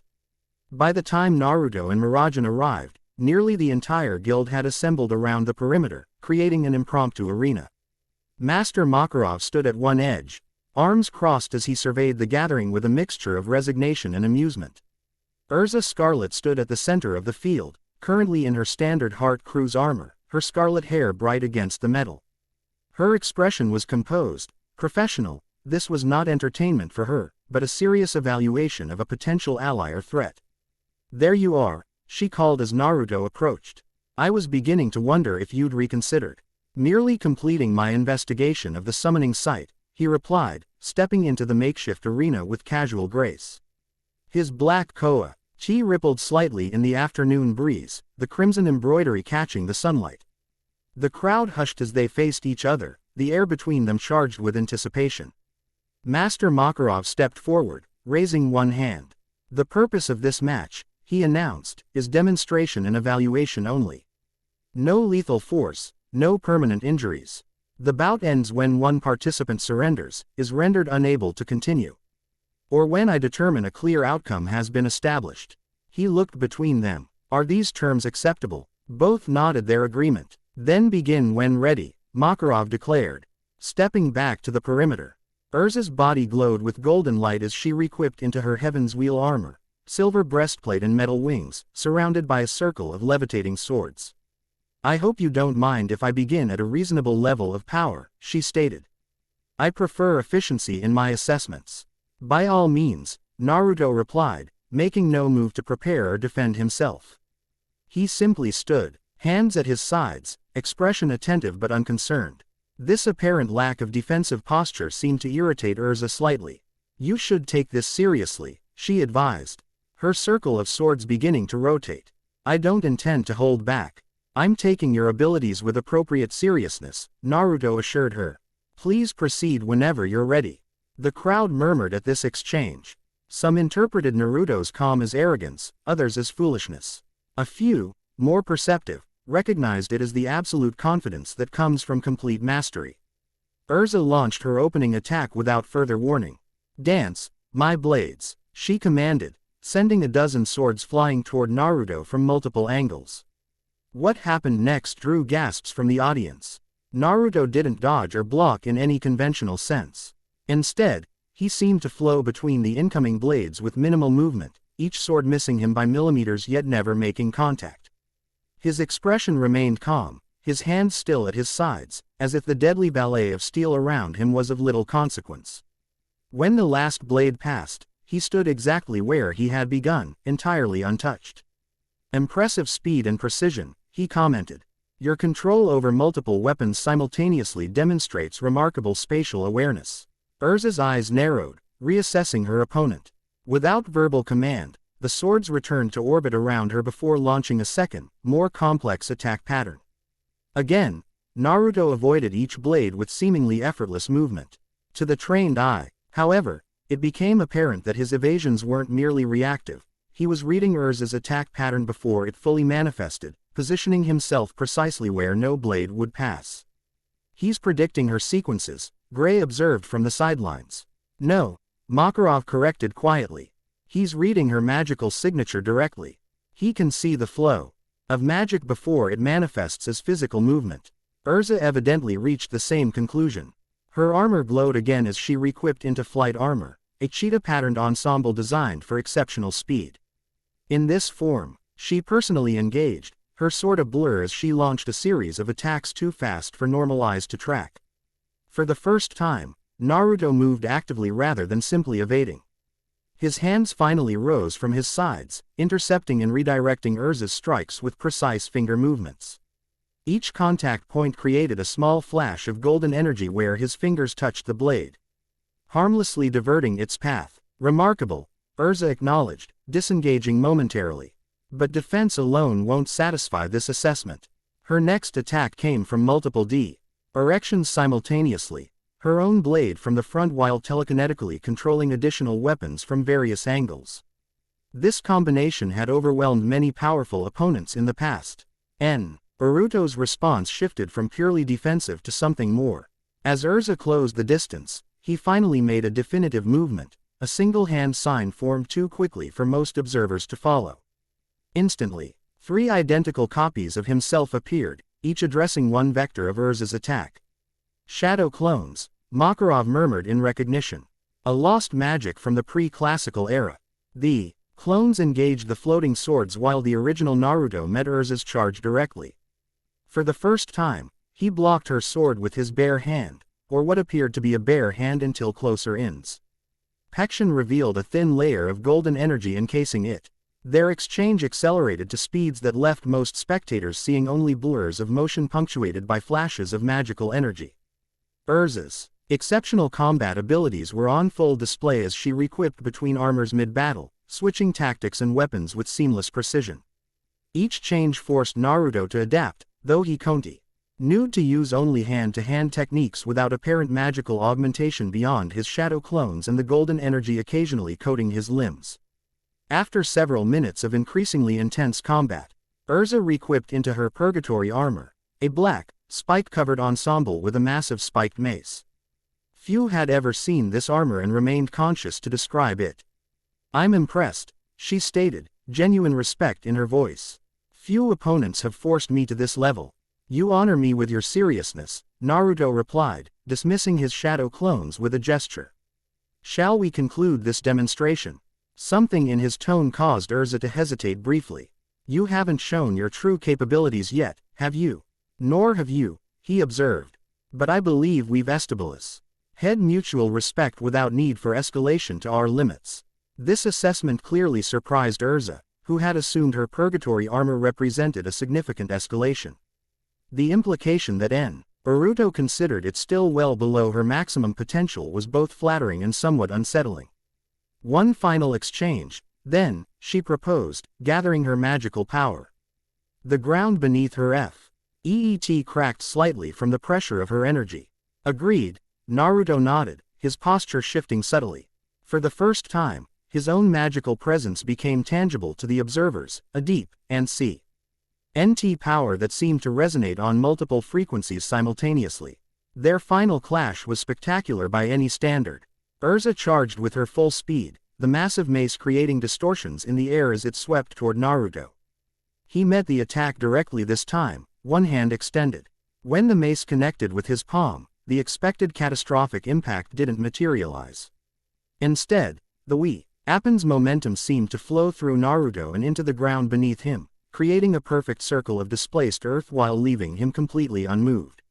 In the same motion, his other hand too UCHED Urza's armor at a specific point near her shoulder. A small seal briefly glowed golden against the black metal before fading from view. "Gravity seal. Selective intensification," he stated calmly. Instantly, Urza's purgatory armor became impossibly heavy. She struggled briefly against the increased gravitational pull before her knees buckled, forcing her to the ground. The mace fell from her grip as both arms strained just to keep her from collapsing completely. "What is this?" she managed, genuine astonishment in her voice. "A localized manipulation of gravitational force," Naruto explained, crouching to meet her gaze at eye level. "Affecting only your armor, not your body directly. Uncomfortable but causing no actual harm." The entire audience had fallen silent, stunned by the sudden and decisive conclusion. Urza Scarlet, Titania of Fairy Tail, had been immobilized with a single touch. After allowing the reality of the situation to register fully, Naruto formed another hand sign. Release. The golden seal reappeared briefly before dissolving, and immediately the crushing weight lifted from Urza's armor. She rose slowly to her feet, her expression a complex mixture of emotions, surprise, respect, and a hint of wounded pride, quickly replaced by professional assessment. "I concede this match," she declared formally. "Your abilities exceed my current capabilities." Her gracious acknowledgement of defeat earned respectful murmurs from the crowd. Urza Scarlet was known for many qualities, and honest recognition of superior skill was among them. Naruto bowed slightly, a gesture of respect rather than triumph. "You fought with exceptional skill and adaptability, Urza Scarlet. The reputation of Titania is well earned." She re-equipped back to her standard armor, extending her hand. "Thank you for the lesson. I hope you'll consider sharing some of your techniques while you're with us." Naruto accepted the handshake, completing the formal conclusion of their match. For the right student, certain principles might be transferable. With the exhibition concluded, the crowd began to disperse, excited conversations breaking out as guild members analyzed what they had witnessed. Many approached Urza with questions or supportive comments, while others cast newly respectful, or wary, glances toward Naruto. Mirajane made her way to his side, her expression thoughtful. "You held back significantly," she observed quietly. "As did she," Naruto replied. "The purpose was demonstration, not dominance. Still, you impressed everyone, especially Urza. She doesn't admire defeat easily." She recognized the tactically optimal outcome, Naruto stated. Continuing would have served no purpose beyond pride, which she clearly values less than practical assessment. Master Makarov approached them, his expression inscrutable. "Well, that was certainly illuminating. The sealing technique you used, I haven't seen its like in many decades. An application of principles largely forgotten in this era," Naruto acknowledged. "Effective but limited in scope compared to true Devil Sage techniques, which you chose not to demonstrate," Makarov noted shrewdly. "Some abilities are best reserved for genuine necessity," Naruto replied. "Their demonstration tends to cause collateral effects." This cryptic statement drew a thoughtful nod from Makarov. "Wise restraint. I believe you've satisfied the guild's immediate concerns regarding your capabilities." Urza's endorsement carries significant weight here. As if to confirm this assessment, several Guild-D members approached with newfound openness, asking questions about Naruto's techniques and background. He provided carefully measured responses, informative enough to satisfy curiosity without revealing insensitive details about his true nature or history.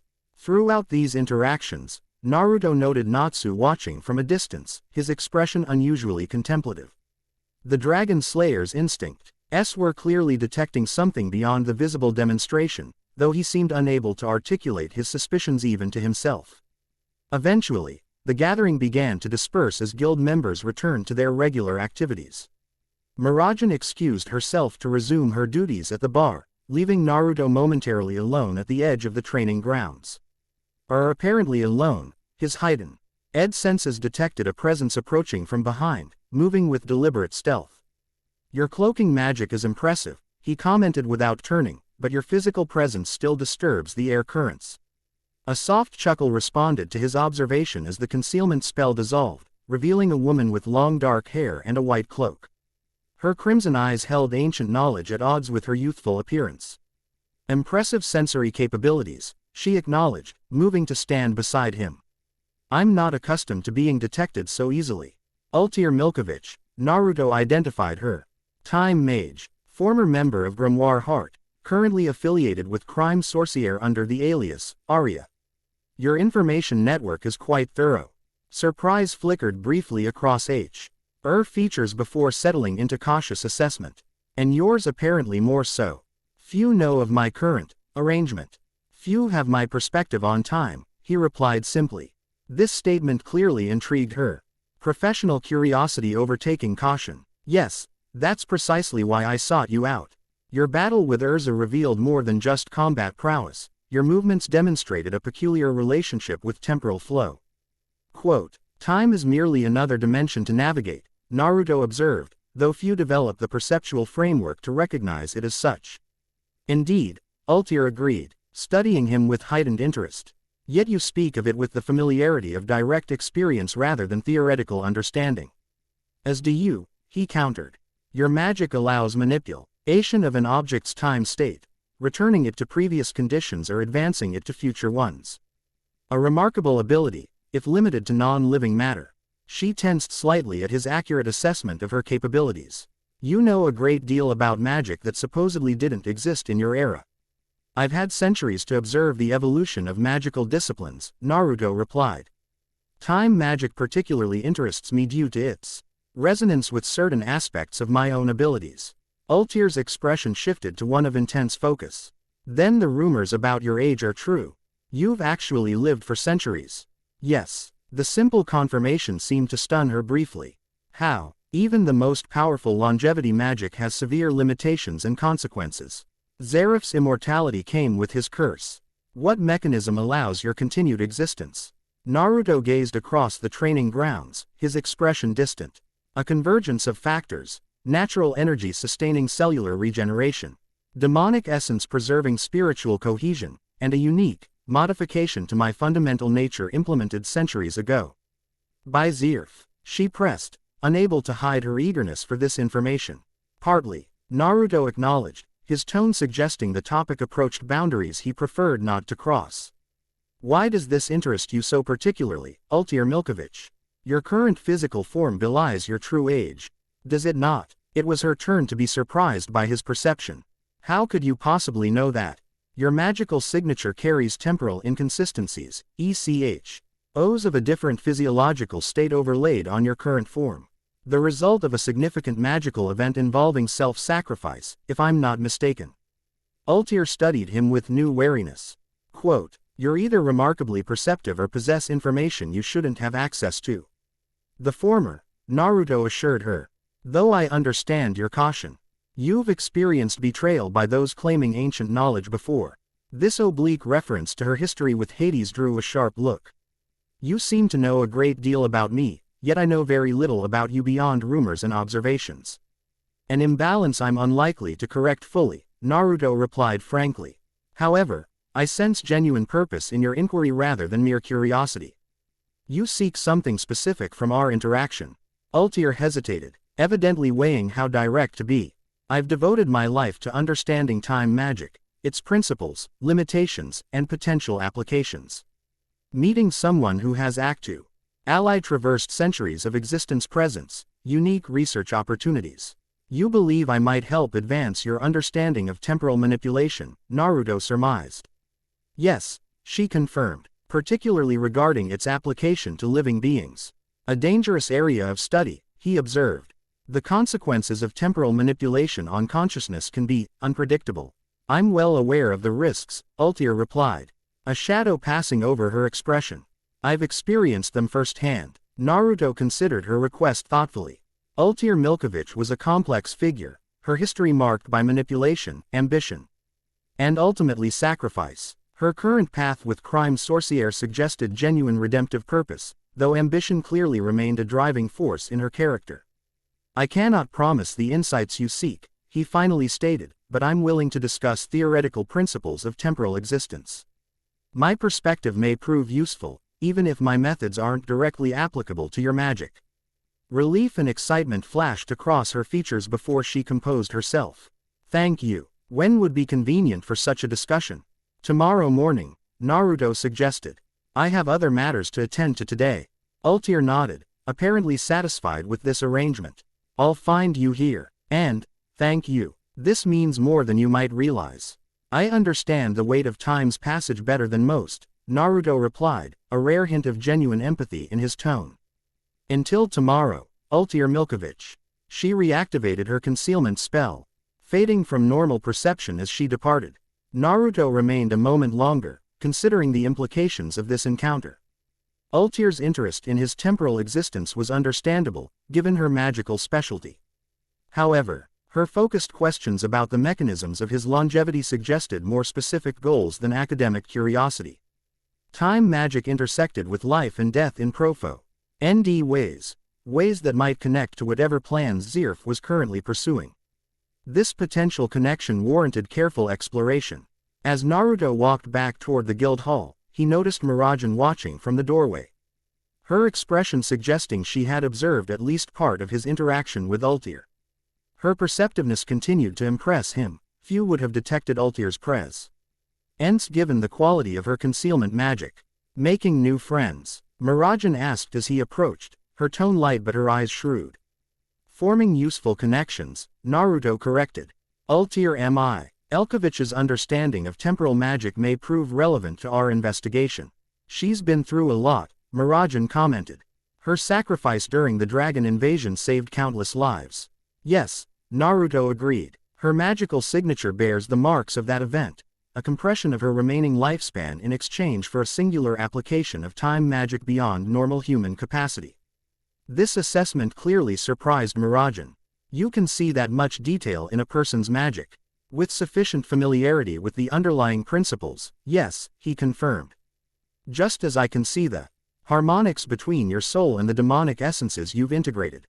Speaking of which, Mirajane began, her expression growing more serious. I've been thinking about what you said earlier, abo. My demon souls being fragments of larger entities. Since you mentioned it, I've been feeling something like they're responding to your presence. This confirmation of his suspicions drew Naruto's full attention. In what way are they responding? It's difficult to describe, she admitted, unconsciously placing a hand over her heart. Usually, they're dormant unless I actively use my takeover. But since you arrived, especially when you use your abilities, they seem aware. Particularly Citri. Interesting, Naruto murmured, genuinely intrigued by this development. May I? He extended his hand toward her, stopping short of actual contact. After a moment's hesitation, Mirajane nodded her consent. Naruto placed his palm gently over her hand where it rested against her heart. His eyes shifted from blue to crimson as he extended his senses beyond physical perception. What he discovered confirmed his theory. The demonic essences within Mirajane, particularly Citri, were indeed responding to his presence. Specifically to the demonic component of his devil sage energy.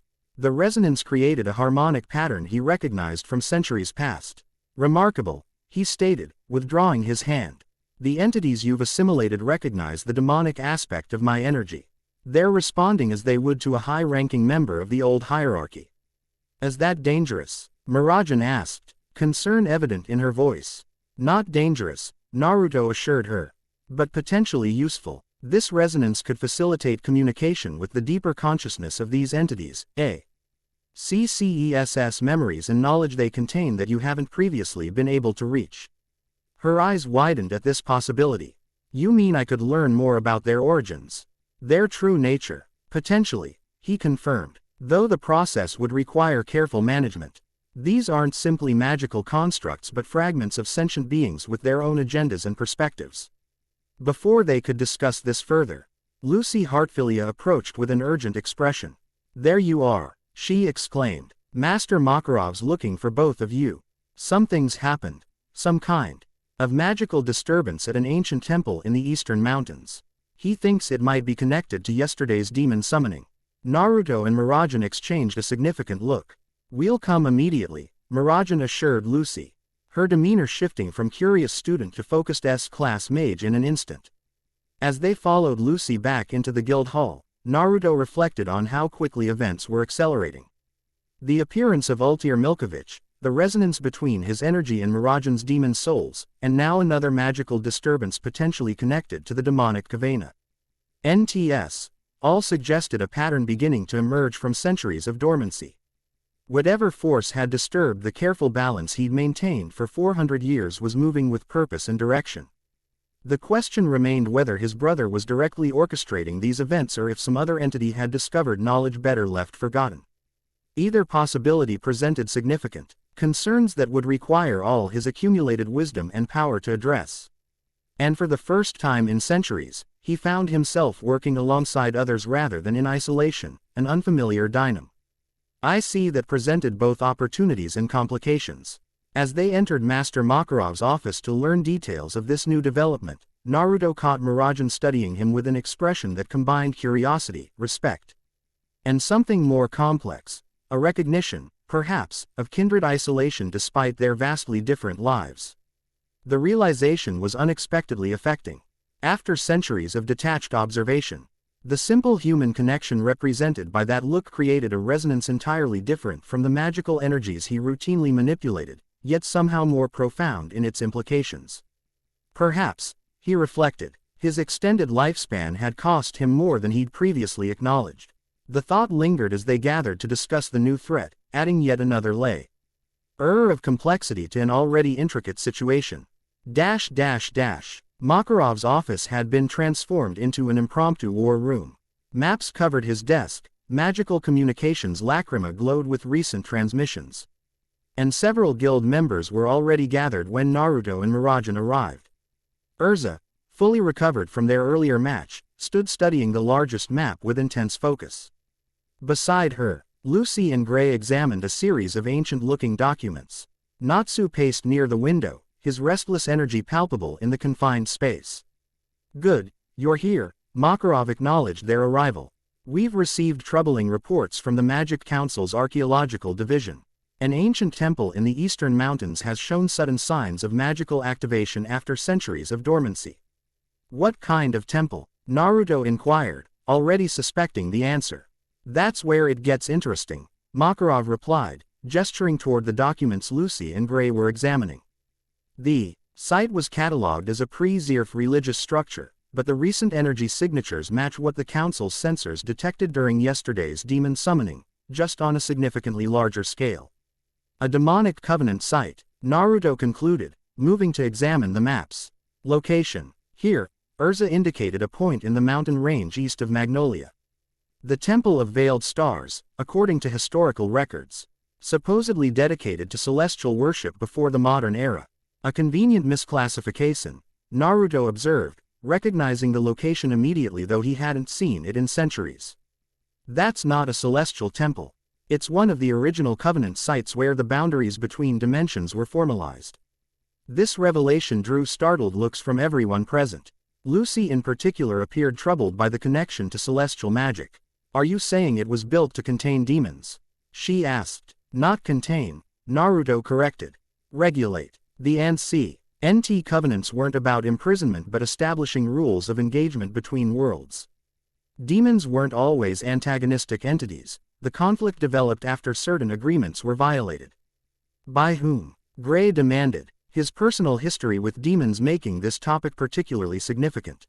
"Both sides share responsibility," Naruto replied diplomatically. "Human ambition and demonic pride proved a volatile combination." Makarov redirected the conversation to present concerns. "The Council reports unusual energy fluctuations at the site over the past 12 hours, escalating significantly in the last 2. They've evacuated their research team but are requesting magical intervention from the nearest guild, which happens to be us. The timing suggests a connection to yesterday's summoning," Urza noted. "Perhaps a coordinated effort. More likely, the disruption of one covenant site has destabilized others," Naruto suggested.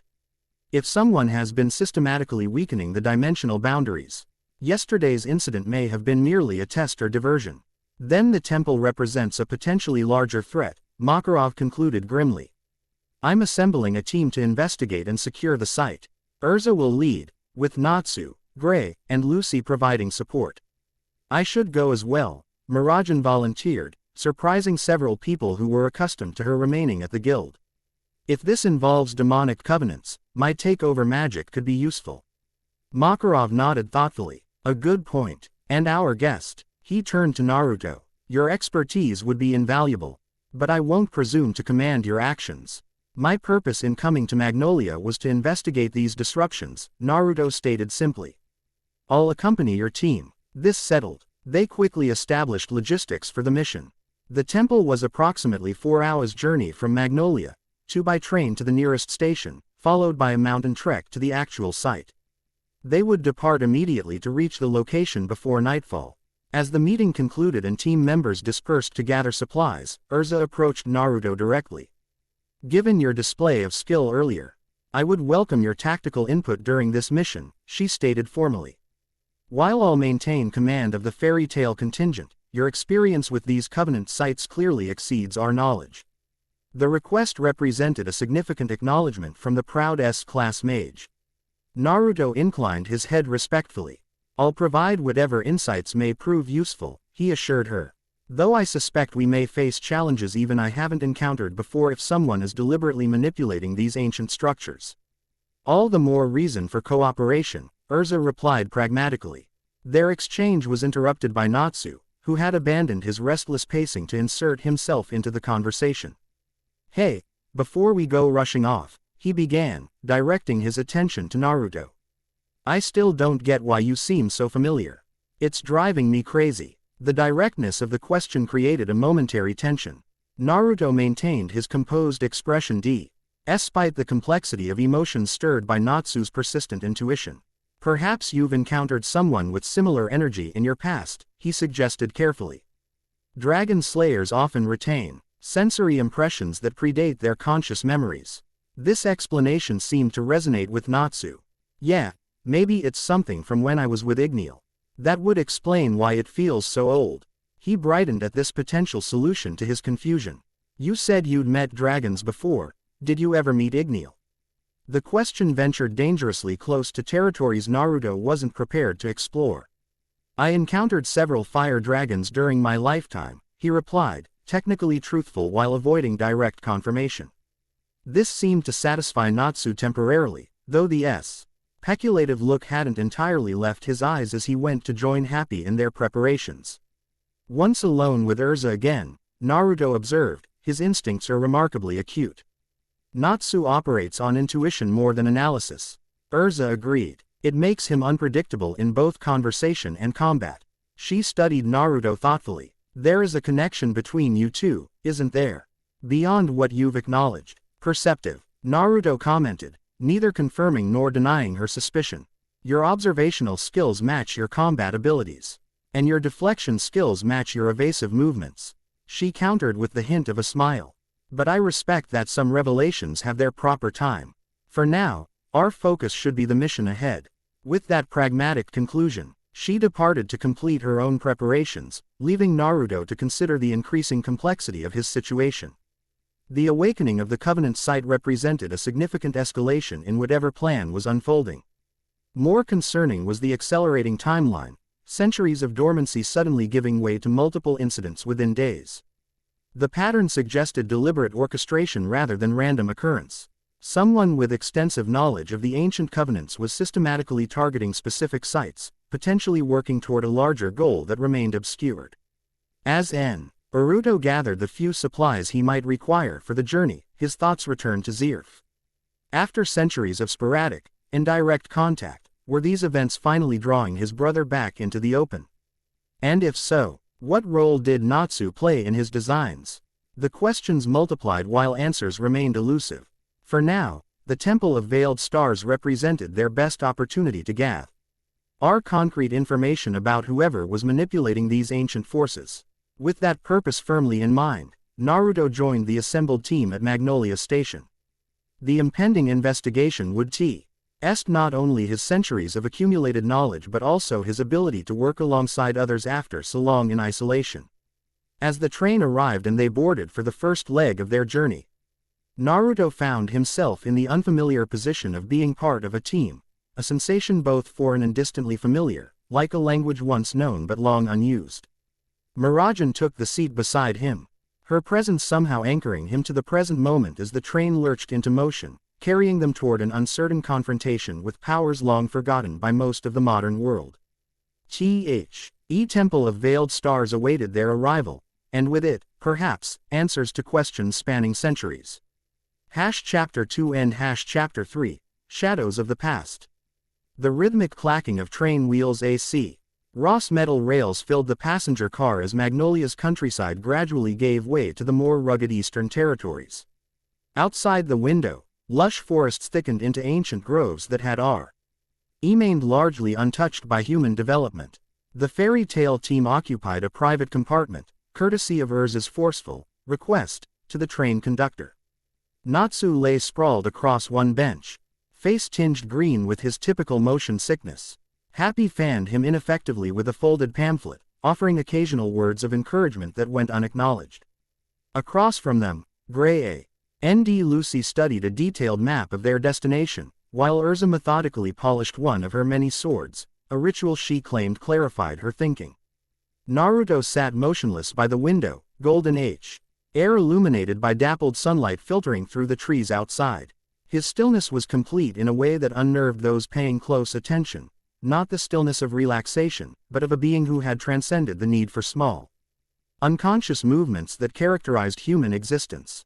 Mirajane, seated beside him, was the first to break the thoughtful silence that had descended upon the group. "Tell us more about this temple we're heading toward," she suggested. "If it's truly a covenant site as you described, what exactly might we encounter?" The question drew everyone's attention except Natsu's, whose only concern remained the train's merciless motion. Naruto's gaze shifted from the landscape outside to the expectant faces around him. The Temple of Veiled Stars was established approximately 7 centuries ago, he began, his voice carrying the measured cadence of someone accustomed to preserving historical accuracy. It predates Zeref's most infamous works, belonging to an era when the boundaries between dimensions were less rigidly defined. 700 years, Lucy interjected, her scholarly instincts piqued. That's before the Dragon King Festival, before most of our current magical systems were formalized. Correct, Naruto acknowledged. The site represents what some magical historians call the Covenant Era, a period when humans, dragons, and extra-dimensional entities established formalized agreements regarding interaction between their respective realms. You mean humans and demons actually had diplomatic relations? Gray asked skeptically. Is personal history with demons making such concepts difficult to reconcile? Not precisely diplomatic, Naruto clarified. More accurately described as mutually beneficial arrangements born of necessity. The dimensional boundaries were naturally thinner during that era, making complete separation impossible. Rather than constant conflict, the covenants established rules of engagement and exchange. Urza set aside her polishing cloth, her practical mind already anticipating challenges. What specific function did this particular temple serve in these arrangements? The Temple of Veiled Stars governed interactions related to knowledge exchange, Naruto explained. Certain forms of magic originated from demonic realms, while humans possessed philosophical and creative concepts that interested particular demonic hierarchies. The temple facilitated controlled exchanges under specific celestial alignments, hence its name. That contradicts everything modern scholarship teaches about demons, Lucy noted, her extensive reading evident in her furrowed brow. All current texts describe them as universally malevolent entities. A subtle smile touched Naruto's lips. History is written by survivors with specific perspectives. After the covenants collapsed and dimensional warfare erupted, demonizing the other side, quite literally, served human interests. What caused these covenants to collapse? Mirajane asked, sensing they approached the heart of their current problem. Naruto's expression darkened slightly. Ambition and betrayal on both sides. Certain human factions sought power beyond the agreed parameters. Simultaneously, demonic hierarchs identified vulnerabilities they might exploit. The resulting conflict reshaped magical understanding for centuries afterward. And Zeref's role in all this? Urza prompted directly. A momentary silence followed as Naruto considered his response carefully. Zeref was born after the Covenant collapse, he finally stated. His early research was actually focused on restoring certain beneficial aspects of the previous era. His creation of demons, the Aetherius, represented attempts to establish controlled access to demonic power without the risks of direct dimensional contact. This perspective clearly surprised everyone present. The idea that Zeref's infamous demon creations originated from a potentially constructive goal contradicted centuries of established historical understanding. That's not what the history books say, Lucy observed hesitantly. Historical accounts simplify complex motivations, Naruto replied. Zeref's later actions certainly earned his fearsome reputation, but his initial path was paved with scholarly intentions that gradually corrupted under the influence of his curse. Gray leaned forward, his personal connection to this history evident in his intensity. So you're saying his demons, including Deliora, were originally created for some greater purpose? Not just destruction. Aetherius was designed with specific attributes and purposes, Naruto confirmed. Though as his curse progressed and his isolation deepened, those designs increasingly reflected his deteriorating psychological state. This explanation seemed to trouble Gray deeply, adding nuance to a history he had experienced only as traumatic devastation. The idea that Deliora, the demon that destroyed his family and hometown, might have originated from something other than pure malevolence complicated his long-held understanding. If this temple predates Zeref, Urza redirected pragmatically, what connection might it have to yesterday's summoning in Magnolia? The original Covenant sites contain fundamental magical matrices that structured dimensional boundaries, Naruto explained. Anyone seeking to breach those boundaries systematically would likely target these sites specifically. Yesterday's summoning may have been a test or distraction, while this activation represents their true objective. So we could be facing the same cultists? Lucy asked. Or whoever is actually directing them, Naruto suggested. The individuals captured yesterday were merely executing instructions they barely comprehended. Their leaders likely remained safely distant. Mirajane had been watching Naruto closely throughout this explanation, noting the subtle shifts in his expression when discussing certain aspects of this history. You speak of all this with remarkable familiarity, she observed. Not just academic knowledge, but personal experience. The observation hung in the air, an implicit question that drew everyone's attention back to Naruto. Even Natsu momentarily focused through his nausea, sensing the significance of the moment. Yes, Naruto acknowledged simply. I was directly involved in certain aspects of the Covenant era's final days. The knowledge I possess isn't merely historical but experiential. As Zeref's brother, Urza pressed, making explicit what had been implied in previous conversations. Among other capacities, Naruto replied, his tone suggesting boundaries to his forthcoming transparency. My connection to these events extends beyond family association. Before anyone could pursue this line of questioning further, the train whistle announced their approaching destination. Natsu immediately perked up at the prospect of imminent relief from his transportation torture. We'll continue this discussion during our hike to the temple, Urza decided, always focused on the immediate mission. Everyone gather your equipment. According to our information, we have a 2-hour climb once we disembark. The transition to practical preparations provided a natural break in the conversation, though the implications of Naruto's revelations lingered in each team member's thoughts as they gathered their belongings. The mountain path leading to the Temple of Veiled Stars twisted through increasingly ancient forest. Massive trees with silvery bark created a cathedral-like canopy that filtered sunlight into dappled patterns across the moss-covered ground. The air grew noticeably thinner as they ascended, carrying unfamiliar scents that hinted at vegetation not commonly found in Fury. Natsu, fully recovered from his motion sickness, led the group with characteristic enthusiasm, occasionally sending small bursts of flame into the air when the path forked to mark their route. Happy flew lazy circles above them, serving as an aerial scout while enjoying the freedom of open sky. Urza and Gray followed directly behind Natsu, maintaining tactical awareness of their surroundings. Lucy and Mirajane walked together in the middle of the formation, comparing notes on what they knew about the region's history, while Naruto brought up the rear. Senses extended far beyond normal perception to monitor their surroundings. There's something weird about this forest, Natsu commented after they had hiked for nearly an hour. The smells are all mixed up. Like parts of it are way older than they should be, and other parts feel almost foreign. Perceptive, Naruto acknowledged. Covenant sites often exhibit temporal and dimensional anomalies in their surrounding environments. The boundaries between worlds are naturally thinner here, allowing aspects of other realms to bleed through. Is that dangerous? Lucy asked, suddenly eyeing a particularly unusual flowering vine with suspicion. Not inherently, Naruto assured her. These integrated ecosystems have established balanced relationships over centuries. Though if the temple's activation has disrupted those balances, we may encounter more significant anomalies as we approach.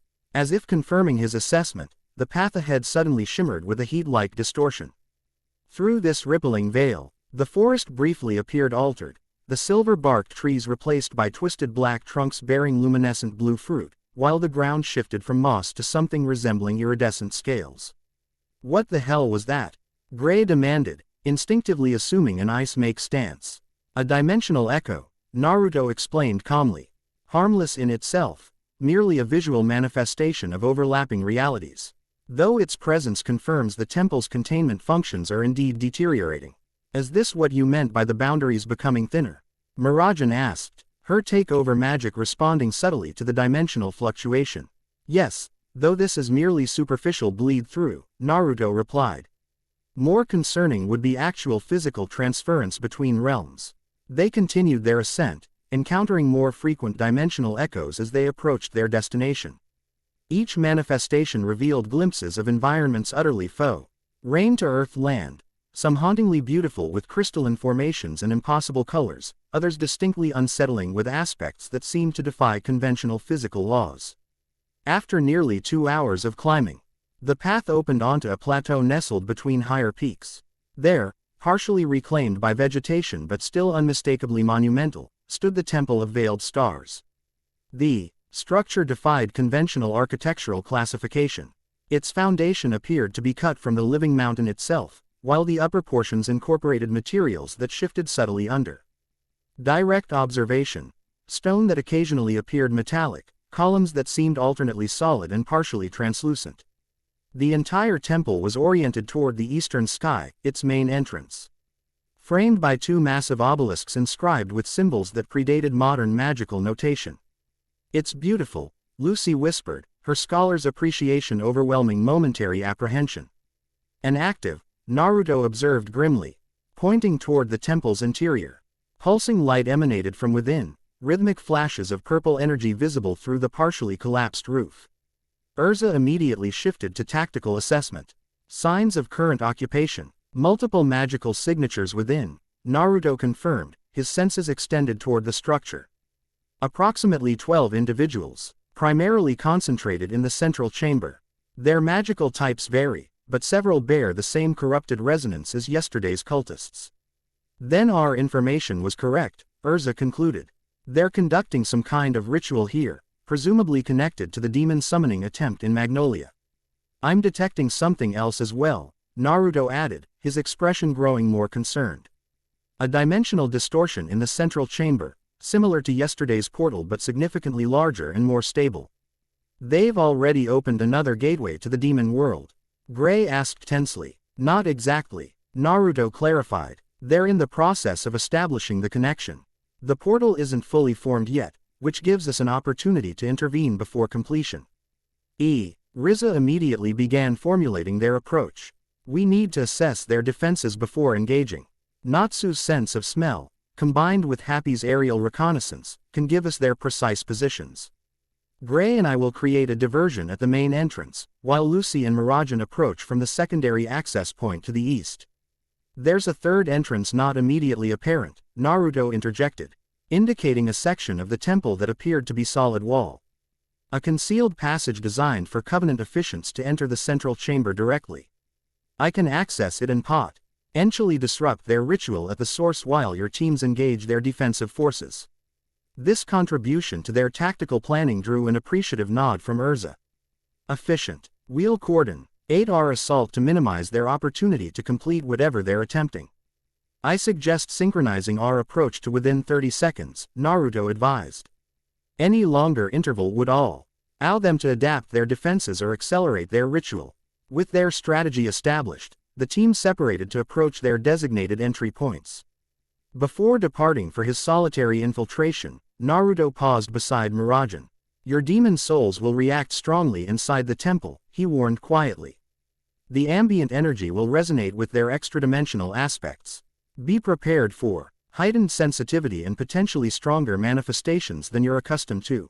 Mirajane nodded, determination evident in her typically gentle features. I've been feeling their response since we entered the forest. It's almost like they recognize this place. They likely do, at least on some fundamental level, Naruto confirmed.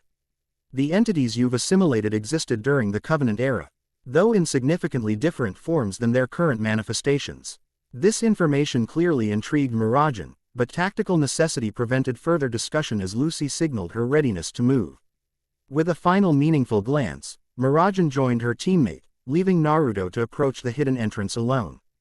The concealed passage was exactly where he remembered it, though centuries of weathering had altered its external appearance.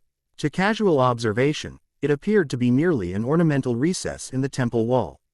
Naruto pressed his palm against a specific point in the stonework, channeling a precise measure of energy that resonated with the ancient enchantments woven into the structure.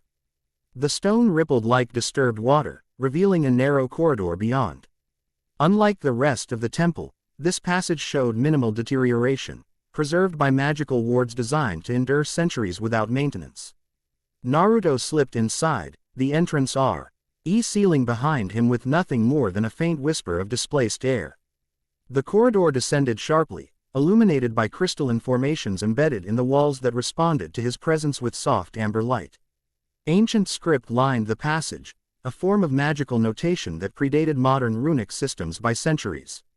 To Naruto's experienced eye, these inscriptions detailed the Kavana-NT protocols once observed in the temple's operation, including specific references to the dimensional boundaries it was designed to maintain. As he approached the central chamber, the ambient magical energy intensified dramatically. The air itself seemed to thicken with power, carrying the distinct resonance of dimensional manipulation. Through this magical interference, Naruto could detect the ritual in progress, complex incantations in a language few modern mages would recognize, accompanied by the steady buildup of energy directed toward a specific focal point. Reaching the inner door Chi would grant him access to the main chamber. Naruto paused to extend his senses more completely. The synchronized timing of their assault was critical. Too early, and the cultists would have opportunity to adapt. Too late, and their ritual might reach a point of irreversible momentum.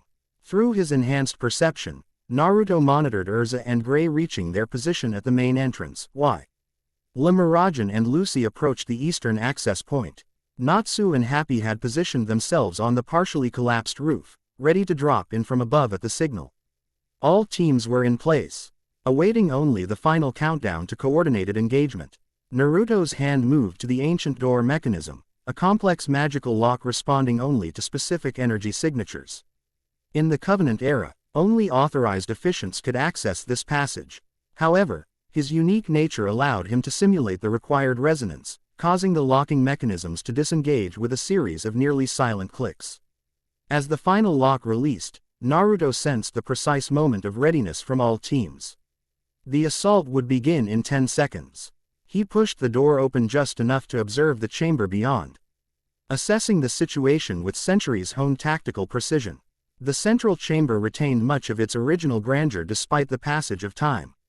A domed ceiling opened to the sky through partially collapsed sections, allowing natural light to supplement the magical illumination provided by ancient crystalline fixtures. The floor featured an intricate mosaic depicting celestial bodies arranged in patterns significant to Covenant rituals, though portions had cracked or faded with age. In the center of this chamber stood a raised dais upon which 12 robed figures maintained a complex magical formation. Each cultist channeled energy into a central point where a swirling vortex of purple-black power was gradually coalescing into what appeared to be a portal. Unlike the chaotic opening from the previous day's incident, this dimensional rift was being established with methodical precision, its boundaries reinforced through careful application of magical formulas inscribed on the chamber floor. More concerning than the portal itself was the object positioned directly beneath it, an ancient artifact resembling a crystalline receptacle, clearly designed to capture and contain whatever the cultists intended to summon. The artifact bore inscriptions Naruto recognized immediately, confirming his worst suspicions about their objective. They weren't merely summoning a demon. They were attempting to extract and capture a specific demonic essence, one associated with the highest hierarchies of the Covenant era. The implications were profound and deeply troubling. As the synchronized assault moment arrived, Naruto pushed the door fully open and stepped into the chamber just as explosions echoed from the main entrance and eastern access point. Simultaneously, a section of the roof collapsed inward as Natsu and Happy made their dramatic entrance from above. The coordinated attack achieved its intended effect, throwing the ritual into momentary chaos as Cult ISTS broke formation to address threats from multiple directions. Several abandoned the portal entirely, rushing to confront the fairy tale mages now pouring into the temple. Others maintained their positions, desperately attempting to accelerate the ritual before full interruption. Amid this confusion, Naruto moved with supernatural speed toward the central dais, his target the crystalline receptacle rather than the cultists themselves. If the artifact could be neutralized, the summoning would collapse regardless of the ritual's progress. However, the lead cultist, distinguished by more ornate robes and a golden mask, anticipated this approach. With a sharp gesture, he redirected energy from the forming portal to create a barrier between Naruto and the central dais. The interloper approaches. The masked figure called out, his voice carrying unnatural resonance. Protect the vessel of absorption at all costs. The extraction must be completed. 4 cultists immediately broke from their positions to intercept Naruto, each wielding magic that marked them as significantly more skilled than the acolytes encountered in Magnolia. They attacked simultaneously, combining fire, lightning, earth, and wind magics in a coordinated assault designed to overwhelm even exceptional defenses.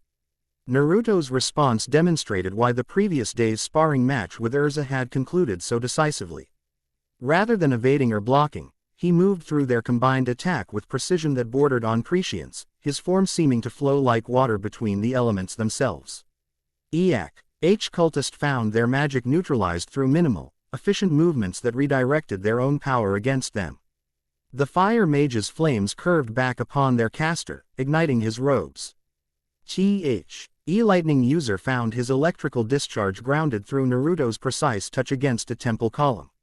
The earth mage's stone projectiles were redirected with fingertip precision to disrupt the wind mage's atmospheric manipulation. Within seconds, all 4 lay incapacitated without Naruto having employed any offensive magic of his own. Across the chamber, the fairy tale mages engaged their own battles with impressive coordination.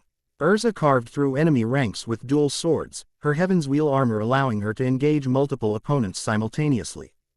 Gray's ice magic created both offensive constructs and tactical barriers that channeled enemies into vulnerable positions. Natsu's explosive fire attacks prevented the cultists from reorganizing, while Lucy employed spirits strategically to address specific threats as they emerged. Mirajane, however, experienced something unexpected as she activated her Satan soul. The transformation, normally fluid and controlled, surged with unprecedented power.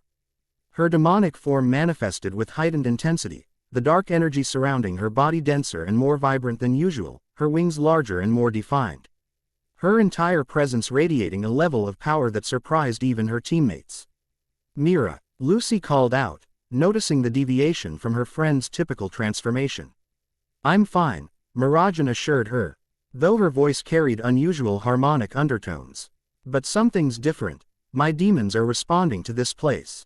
Indeed, the temple's ambient energy was resonating specifically with Mirajane's demonic aspects, amplifying their manifestation beyond her normal parameters. What she couldn't yet perceive was that this resonance wasn't merely enhancing her existing abilities but adding dormant aspects of the demonic essences she had assimilated, aspects that had remained latent until exposed to the specific magical frequencies present in the Covenant Temple. The lead cultist, still maintaining the central ritual despite the chaos erupting throughout the chamber, suddenly focused on Mirajane with evident recognition. "The vessel walks among them," he exclaimed, genuine surprise evident despite his masked features. "She carries the essence of Cetri within a human form. This changes everything." At his command, several cultists disengaged from their current battles to converge on Mirajane, clearly prioritizing her capture over all other objectives. The sudden shift in tactical focus forced Lucy to retreat, separated from her partner by a wall of hostile magic. Naruto, having dispatched his initial opponents, immediately recognized the danger. The cultists' reaction to Mirajane confirmed his suspicions about their ultimate objective. They sought to extract Nick essences of specific hierarchical significance, and Mirajane's connection to Cetri represented an unexpected opportunity they were eager to exploit. "Erza," he called across the chamber. "They're targeting Mirajane specifically. Their ritual involves essence extraction." Understanding immediately, Erza attempted to redirect her efforts toward Mirajane's position, but found herself blocked by concentrated opposition. The cultists were operating with unexpected tactical sophistication, suggesting preparation beyond what typical dark guilds might employ. Meanwhile, the dimensional portal continued forming above the central dais, its boundaries stabilizing despite the disrupted ritual. Whatever process the cultists had initiated had progressed beyond the point requiring constant maintenance. now expanding under its own accumulated momentum. Naruto assessed the deteriorating situation with calculating precision. They faced two simultaneous crises: Mirajane's imminent capture by Culti, STS specifically interested in her demonic essences, and a dimensional portal approaching self-sustaining stability. Addressing either threat would necessarily abandon the other to unfavorable outcome. The strategic calculus took milliseconds in Naruto's experienced mind. Decision made, he executed the technique that had so impressed his guild companions during the previous day's training session. Shadow Clone Technique. 3 perfect duplicates materialized beside him, each possessing physical substance and independent action capability. Without verbal coordination, 2 clones moved to intercept the cultists converging on Mirajane, while the third headed directly for the portal apparatus. The original Naruto turned his attention to the masked leader, who represented both the greatest immediate threat and the best source of intelligence regarding the overall operation. The shadow clones reached their designated targets with identical efficiency to the original. Those intercepting Mirajane's attackers employed straightforward combat techniques, precise strikes against pressure points and chakra pathways that rendered opponents unconscious without permanent injury. The third clone, however, applied more sophisticated knowledge, forming complex hand seals as it approached the portal apparatus. 5-element containment seal. Golden energy spread from the clone's hands in 5 distinct streams, each corresponding to a fundamental elemental nature. These streams of power encircled the expanding portal, imposing external structure upon the chaotic dimensional rift. The technique wouldn't close the portal immediately but would prevent further expansion while progressively constricting its boundaries, a controlled collapse rather than catastrophic destabilization. While his clones addressed these immediate concerns, the original Naruto confronted the masked cult leader directly. The robed figure abandoned his ritual position upon recognizing the imminent threat, gathering dark energy around his hands in preparation for combat. "You interfere with matters beyond your comprehension," the masked figure declared, his voice carrying unnatural resonance. On the contrary, Naruto replied calmly, "I comprehend precisely what you're attempting. That artifact is a vessel of essence absorption, specifically designed to capture and contain high-order demonic consciousness. Such devices were prohibited even during the Covenant era due to their fundamental violation of established boundaries." This assessment clearly startled the cult leader. "You speak with unusual authority for a modern mage," he observed, dark energy still gathering around his hands. "Your knowledge of Covenant artifacts exceeds what any historical record contains. Not all knowledge is recorded in texts accessible to your kind," Naruto countered, circling slowly to position himself between the cult leader and both Mirajane and the portal. "The question remains, who provided you with this information? These rituals? The vessel itself?" Rather than answering directly, the masked figure attacked, not with conventional magic but with a complex sequence of hand seals hauntingly similar to Naruto's own techniques. Dark energy coalesced into physical form, creating constructs resembling shadowy chains that launched toward Naruto from multiple angles. Binding arts. Chains of abyssal restraint. The technique confirmed Naruto's suspicions. This was no ordinary cult leader working from fragmentary historical knowledge. The spell represented sophisticated understanding of Covenant-era binding protocols, adapted for offensive application in a manner that suggested direct instruction rather than reconstructed theory. Naruto countered with a technique of his own, his hands forming seals with practiced efficiency. Covenant release. Dimensional harmonic. Golden energy pulsed outward in a perfect sphere, intersecting with the approaching shadow chains. Where the energies met, the chains distorted and dissipated, their fundamental structure disrupted by frequencies specifically calibrated to neutralize Covenant-based techniques. The masked figure faltered momentarily, clearly surprised by this precise counter. "Impossible," he murmured. "That neutralization sequence requires intimate knowledge of the original Covenant harmonics." "Knowledge I possess firsthand," Naruto confirmed, pressing his advantage by closing the distance between them. "Now, I'll ask once more, who instructed you in these techniques?" Instead of answering, the cult leader reached into his robe to retrieve a small crystalline object. Before Naruto could intervene, he crushed it in his fist, releasing a pulse of energy that temporarily distorted local space-time. "We serve the true heir to Covenant knowledge," the masked figure declared as his form began to shimmer with teleportation energy. The one who will restore proper order between realms. He warned us you might appear, Devil Sage. The specific use of that title, not used in Naruto's hearing for centuries, confirmed his worst fears about the source of the cultists' knowledge. Zeref, Naruto stated rather than asked, certainty in his voice. The cult leader's mask cracked slightly, revealing a partial glimpse of the face beneath, features contorted in fervent devotion rather than fear. The Black Wizard is merely an instrument, he replied cryptically. As are we all in service to the greater restoration. Before Naruto could press further, the teleportation spell completed, removing the cult leader from the temple entirely. Simultaneously, the remaining cultists activated similar evacuation measures, disappearing in flashes of displacement magic that circumvented normal anti-teleportation protections through exploitation of the temple's already distorted dimensional properties. Within seconds, only the fairy tale team remained in the chamber, along with the still active portal and artifact. Naruto's clone continued its containment of the dimensional rift while the others rejoined the original, having completed their assigned tasks. They're retreating, Gray called out, his ice constructs shattering as their targets disappeared. Tactical withdrawal, not retreat, Naruto corrected, dismissing his shadow clones with a gesture once assured of the situation's stability. They accomplished their primary objective before our arrival. The portal and ritual were merely means to that end. What objective? Urza demanded, approaching with sword still drawn. They left both the portal and that device behind. Because those were tools, not goals, Naruto explained, moving toward the central dais where the crystalline vessel remained. They were using this temple's unique dimensional properties to locate a specific demonic entity. Once located, they extracted a portion of its essence into this receptacle, then transmitted that essence elsewhere before we interrupted the final phase. Mirajane approached cautiously, her Satan soul transformation still active and unusually intense. What entity were they targeting? Naruto examined the crystalline vessel, now containing swirling traces of dark purple energy, residual evidence of what had been primarily extracted and transmitted before their arrival. Marred gear, he identified after careful assessment. One of the highest-ranking demons from the Covenant era, later modified by Zeref to serve as principal administrator of his Aetherius creations. This name drew blank expressions from most of the team, though Mirajane reacted visibly.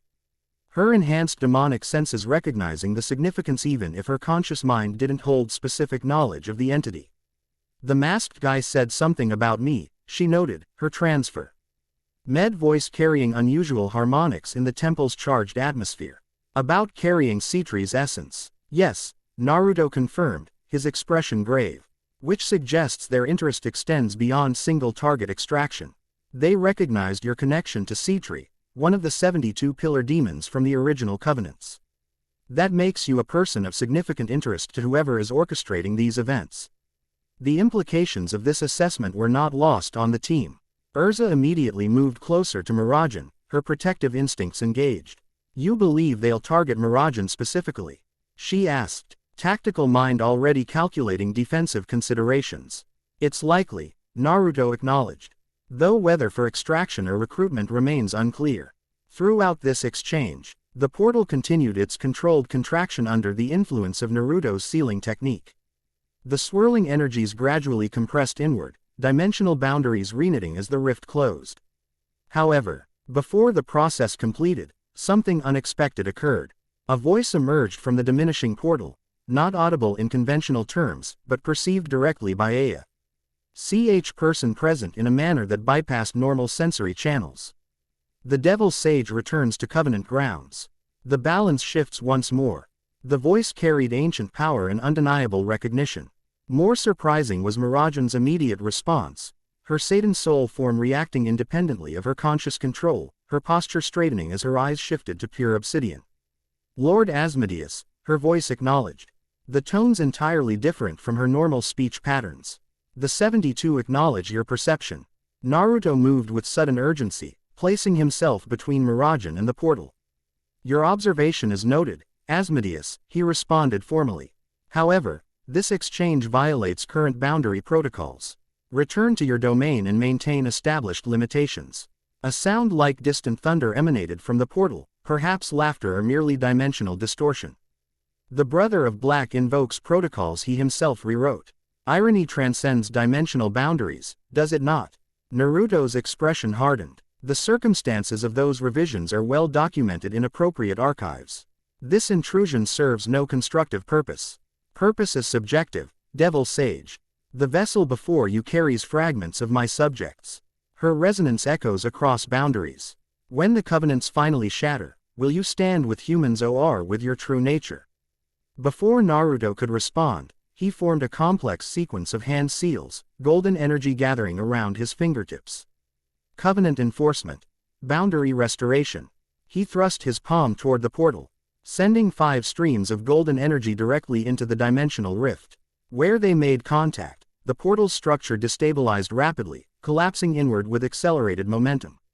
A final pulse of displaced energy marked its complete closure, leaving only residual magical resonance where the rift had been. As the portal vanished, Mirajane collapsed to her knees, Satan's soul transformation dissolving involuntarily. Lucy rushed to her side while Urza maintained defensive positioning, uncertain what additional threats might manifest. Mira, are you okay? Lucy asked, supporting her friend as the demonic features receded completely. I think so, Mirajane replied weakly, her voice restored to its normal tones. What just happened? I felt like something was speaking through me. Citri responded to Asmodeus. Naruto explained, approaching once confident the dimensional breach was fully sealed. One of the demonic essences you carry recognized its original hierarchical superior and acknowledged accordingly. But I had no control, Mirajane noted with evident distress. It just took over. The temple's unique properties, combined with the active portal, created conditions that temporarily amplified your demonic connections beyond their normal parameters, Naruto clarified. Outside this environment, such override shouldn't occur without extraordinary circumstances. This explanation provided limited reassurance to Mirajane, who clearly found the experience of being temporarily supplanted in her own body deeply unsettling. Naruto recognized her distress and crouched beside her, his typically reserved demeanor softening slightly. The entities you carry are fragments, Mirajane, echoes of their original selves without complete consciousness or autonomy. What happened was more reflexive than intentional, like a muscle memory response to specific stimuli. Urza, ever practical, redirected focus to their immediate situation. He cultists escaped with whatever essence they extracted. We have a potentially dangerous artifact to secure, and apparently Mirajane has been identified as a target. We need to establish priorities. Neutralizing the remaining energies in this chamber takes precedence, Naruto advised, rising to his feet. The temple's activation has destabilized numerous magical systems that could produce unpredictable effects if left unaddressed. And the artifact? Gray asked, gesturing toward the crystalline vessel still positioned on the central dais. It requires proper containment, Naruto confirmed. Even partially filled, it contains traces of marred gear's essence that could be dangerous if improperly handled. I'll contact the Magic Council, Urza decided. They have protocols for securing dangerous magical artifacts. No, Naruto countermanded with unexpected firmness. The council lacks proper understanding of Covenant-era technology. This artifact should be secured by those with appropriate knowledge. This assertion created momentary tension, as Urza was unaccustomed to having her decisions directly challenged. After brief consideration, however, she nodded acceptance. You have more expertise in this specific area, she acknowledged. What do you suggest? I can neutralize the vessel's remaining contents and apply appropriate seals to prevent further activation, Naruto explained. Once secured, it should be stored in Fairy Tail's restricted vault rather than surrendered to external authorities who might inadvertently misuse it. This compromise satisfied Urza's sense of responsibility while acknowledging Naruto's superior knowledge regarding the specific threats involved. As he moved to address the artifact, the rest of the team began securing the chamber. Assessing the temple's overall condition. Natsu, who had been uncharacteristically quiet during the preceding events, approached Naruto as he worked on containing the artifact. That voice from the portal, he began hesitantly. It called you, Brother of Black. That means Zeref, right? The direct question demanded either confirmation or denial. Naruto continued his containment work for several seconds before responding. Yes, he finally acknowledged. Asmodeus was referring to my relation to Zeref. And that other title, Devil Sage, what exactly does that mean? Natsu pressed. Eunice. Ual seriousness in his typically carefree demeanor. Naruto completed the containment seal on the artifact before turning to face Natsu directly. Something in the Dragon Slayer's intensity suggested his question stemmed from more than casual curiosity. It refers to my unique ability to harmonize two fundamentally opposed energy systems, natural sage energy, which maintains balance and order in living systems, and demonic essence, which inherently disrupts established patterns, he explained, studying Natsu's reaction carefully. The combination creates capabilities that neither system alone could produce. And this connection to demons, Natsu continued, is that why you seem familiar to me somehow? Because you have some kind of demonic power like the ones Zeref created. The question approached dangerous territory regarding their true connection. Naruto considered how much to reveal at this juncture, weighing tactical necessity against potential complications. Your instincts are partially correct, he offered carefully. There is a connection between us, though not precisely as you imagine. Your draconic nature recognizes certain aspects of my energy signature as relevant to your own origins. This deliberately vague explanation clearly frustrated Natsu, whose patience for subtlety had definite limitations. However, before he could demand more concrete answers, Lucy called him over to assist with a section of unstable temple structure, temporarily postponing their increasingly sensitive conversation. As the team worked to secure the chamber, Mirajane gradually recovered from her disorienting experience. Though physically unharmed, the psychological impact of having her consciousness temporarily supplanted had clearly shaken her. When sufficiently recovered, she approached Naruto as he completed his work with the artifact. That entity, Asmodeus, spoke as if it knew you personally, she observed quietly. We have history, Naruto confirmed, sealing the untamed artifact into a specialized storage scroll. During the Covenant era, I negotiated directly with various hierarchical representatives, including Asmodeus.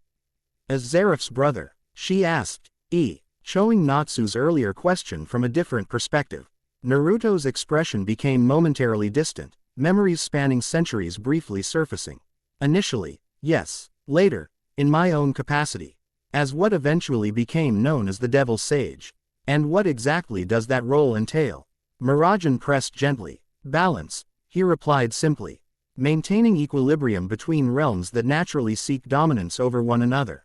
The title was neither sought nor particularly welcome, but necessary given the circumstances of the Covenant collapse.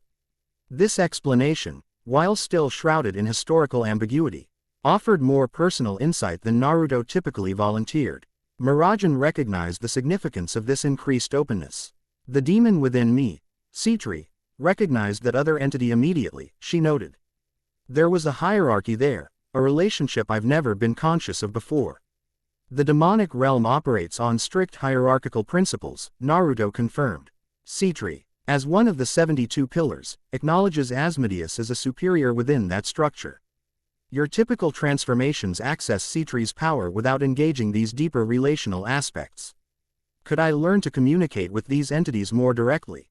Mirajane asked, surprising Naruto with her question's direction. Not to be controlled by them, but to access the knowledge they contain. The question demonstrated remarkable adaptability. Rather than retreating from the discomforting experience, she sought to understand and potentially master it. Naruto found this approach both impressive and concerning. Potentially, he acknowledged carefully. Though such communication carries significant risks. These aren't simply magical constructs but fragments of conscious entities with their own perspectives and agendas. But if they're already part of me, Mirajane reasoned, wouldn't understanding them better give me more control rather than less? The logic was sound, though Naruto recognized complexities she couldn't yet appreciate. Your reasoning has merit. After we return to the guild, we can discuss possible approaches to controlled communication. This agreement clearly pleased Mirajane, who offered a grateful smile before rejoining Lucy to assist with securing unstable sections of the temple structure. As the team completed their work in the central chamber, Naruto conducted a final sweep to ensure no dangerous energies remained active. During this assessment, his enhanced senses detected something the others had missed. a faint magical signature at the chamber's periphery. Carefully masked but recognizable to his experienced perception. Without drawing attention to his discovery, Naruto casually repositioned himself to better monitor this concealed presence. The magical signature confirmed his suspicion. Altair Milkovich was observing their activities from a carefully warded position near one of the secondary entrances. Her presence was unsurprising given their scheduled meeting that morning, which circumstances had prevented. More interesting was her evident decision to follow the team to this location rather than simply rescheduling their discussion. This suggested the Temple of Veiled Stars held specific significance to her research interests, a connection worth exploring when opportunity permitted. For now, however, Naruto Ntained his focus on securing the temple and preparing for their return to Fairy Tail. The cult's activities, their apparent connection to Zeref, and their specific interest in extracting demonic NCES painted a troubling picture of coordinated activity with ominous implications. Additionally, their leader's cryptic statement about Zeref being merely an instrument in service to greater restoration suggested layers to their organization beyond initial assessment. "I believe we've stabilized the immediate magical disturbances," Naruto announced to the group once his final inspection was complete. However, this temple will require more thorough investigation in the coming days. Its activation after centuries of dormancy represents significant deliberate intervention, not random magical fluctuation. "Should we post guards?" Urza inquired, ever attentive to tactical security. "Unnecessary," Naruto replied. "I've established a perimeter seal that will alert us to any further intrusion." With their primary objective already accomplished, the cultists are unlikely to return immediately. "Then we should head back to the guild and report what we've found," Urza decided. "Master, Makarov needs to be informed about these developments, particularly regarding Mirajane's apparent targeting." As they gathered their equipment and prepared to depart, Natsu paused to study the centra. El dais where the dimensional portal had manifested. Despite his typically straightforward approach to problems, moments of surprising insight occasionally emerged from the Dragon Slayer. "This isn't over, is it?" he observed, uncharacteristic seriousness in his tone. "Whatever they're planning, this was just one step." "Correct," Naruto confirmed, mildly surprised by Natsu's perceptiveness. "You're systematically gathering components for something larger, something that likely involves reconstructing or modifying aspects of the original Covenant system." "For what purpose?" Lucy asked, her scholarly mind already cataloging possibilities. "That remains unclear," Naruto admitted. "Though given the specific entities they're targeting and their apparent connection to Zeref, we can assume their objectives align with his historical interests, accessing and controlling demonic power without the limitations imposed by conventional summoning methods." This assessment created a momentary silence as the team contemplated implications. Finally, Urza took command once more, directing their preparation for departure with characteristic efficiency.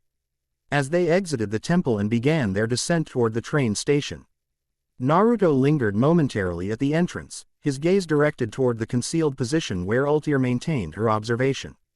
"Your interest in Covenant technologies is noted," he stated quietly, pitching his voice precisely to reach her location without alerting the others. "Our scheduled discussion can proceed tomorrow if you still wish to explore temporal theories." Though no visible response came from the seemingly empty alcove, a subtle shift in magical signature acknowledged his message. Satisfied with this exchange, Naruto rejoined the group for their journey back to Magnolia. The return trip proceeded with noticeably different dynamics than their outbound journey. The shared experience in the temple had altered relationships within the team, creating new patterns of interaction and conversation. Gray and Natsu, typically antagonistic, found common purpose in discussing combat strategies against the cultists they had encountered. Lucy divided her attention between supporting Mirajane and documenting everything they had learned about the temple and its historical significance. Urza maintained tactical awareness while engaging Naruto in detailed discussion of Covenant-era magical principles. Mirajane herself remained somewhat subdued, processing her experience with the temporary consciousness overlay. Though physically recovered, the psychological impact continued to resonate. Occasionally, she would pause mid-conversation, her expression suggesting internal dialogue beyond normal thought processes, hints that her awareness The demonic fragments she carried had been irrevocably altered by exposure to covenant energies. Naruto noted these changes with both scientific interest and personal concern. The temple's influx on Mirajane's demonic connections had accelerated a process that might otherwise have taken years of natural development. The potential benefits included greater access to the power and knowledge contained within these entities. But risks accompanied these advantages. Deeper connection created vulnerability to external influence through demonic hierarchical structures. By the time they boarded he trained for the final leg of their return journey. Naruto had formulated preliminary training protocols that might help Mirajane establish healthier boundaries with her demonic aspects while still accessing their beneficial capabilities. The approach would require careful implementation, particularly given Fairy Tail's limited understanding of Covenant-era demonic structures. As the train departed the mountain station, carrying them back toward Magnolia and the complications awaiting there, Naruto found himself in an unfamiliar position. After centuries of solitary operation, he was now actively engaged with others in addressing a threat with personal significance. The sensation was simultaneously constraining and liberating, restricting his accustomed independence while providing perspectives and capabilities beyond his individual reach. More disconcerting was his growing awareness of emotional investment in these companions, particularly Mirajane. Her unique situation resonated with aspects of his own journey, balancing opposed forces within oneself, negotiating boundaries between human and demonic natures, seeking harmony among elements that naturally repelled each other. Such parallels created connection he hadn't anticipated when first arriving in Magnolia. After centuries of emotional distance, maintained as necessary protection against the pain of watching mortal companions inevitably age and die, he found himself forming attachments despite intellectual warnings against such vulnerability. The train's rhythmic movement across the countryside provided background to these uncomfortable realizations. Outside the window, the landscape gradually transformed from rugged mountain terrain to the gentler topography surrounding Magnolia. The transition mirrored Naruto's own journey from isolated observer to active participant in current events, a shift he had neither sought nor particularly welcomed, yet now found himself embracing with unexpected commitment. As they approached Magnolia Station, Erza outlined their immediate priorities upon return, reporting to Master Makarov, securing the artifact in the guild's vault, and establishing protective measures for Mirajane given her identified status as a target of interest. Additionally, she added, glancing toward Naruto, we should formalize your position within this investigation. Your knowledge has proven invaluable, but cooperation would be more efficient with clearly established parameters. The suggestion represented significant trust evolution since their initial meeting just days prior. Naruto acknowledged this progress with a respectful nod. Reasonable, he agreed, though my methods sometimes require flexibility beyond conventional guild protocols. Fairy Tail isn't known for rigid adherence to convention. Erza replied with a rare hint of humor. I'm certain we can establish workable arrangements. The train pulled into Magnolia Station as evening settled over the city. Despite their physical exhaustion, the team maintained operational focus as they disembarked and made their way toward the guild hall. The streets were relatively quiet, most citizens having already returned home for the evening meal, allowing their procession to proceed without the curious attention a more public arrival might have generated. Fairy Tail's guild hall, by contrast, remained vibrantly active despite the advanced hour. Lights blazed from its windows, and the familiar sounds of boisterous conversation and occasional argument spilled into the street as they approached. The normalcy of these sounds provided comforting counterpoint to the day's extraordinary events. Upon entering, they were immediately greeted by Master Makarov, who had evidently been awaiting their return with growing concern. His expression shifted from relief to focused attention as Erza briefly summarized their discoveries and encounters. I see, he responded gravely once she concluded her report. This situation has escalated beyond our initial assessment. Let's continue this discussion in my office, away from general curiosity. As they followed Makarov up the stairs, Naruto noticed several guild members watching with undisguised interest. News of their mission to investigate a remote temple had clearly circulated during their absence, generating speculation that would only intensify following their conspicuous return with serious expressions and evidence of combat. Once secured in Makarov's office, Urza provided a more detailed account of their experiences, with team members contributing specific observations from their respective perspectives. Throughout this recounting, Makarov's expression grew increasingly troubled, particularly regarding Mirajane's targeting and the cultists' apparent connection to Zeref. This artifact, he indicated the sealed container Naruto had produced from his storage scroll. You believe it should remain here rather than being surrendered to the council? Yes, Naruto confirmed. Council researchers lack contextual understanding necessary for safe examination. Additionally, there's concerning evidence that information may be flowing between various organizations with interest in Covenant technologies. You suspect council infiltration? Makarov asked sharply. I withhold specific accusations without conclusive evidence, Naruto replied diplomatically. However, the cult's operational sophistication and historical knowledge suggest access to restricted archives typically available only to authorized researchers. Whether that access comes through infiltration, corruption, or mere carelessness remains undetermined. This assessment clearly troubled Makarov, whose relationship with the Magic Council already contained significant tension. After brief consideration, he nodded agreement. Very well. The artifact will remain secured in our restricted vault. Now, regarding Mirajane's protection. I don't need special protection, Mirajane interjected with gentle firmness. I'm an S-class mage perfectly capable of defending myself against conventional threats, certainly, Naruto acknowledged. However, the interest shown by these occultists suggests specialized knowledge regarding your particular magic. Appropriate caution seems warranted, at least until we better understand their capabilities and objectives.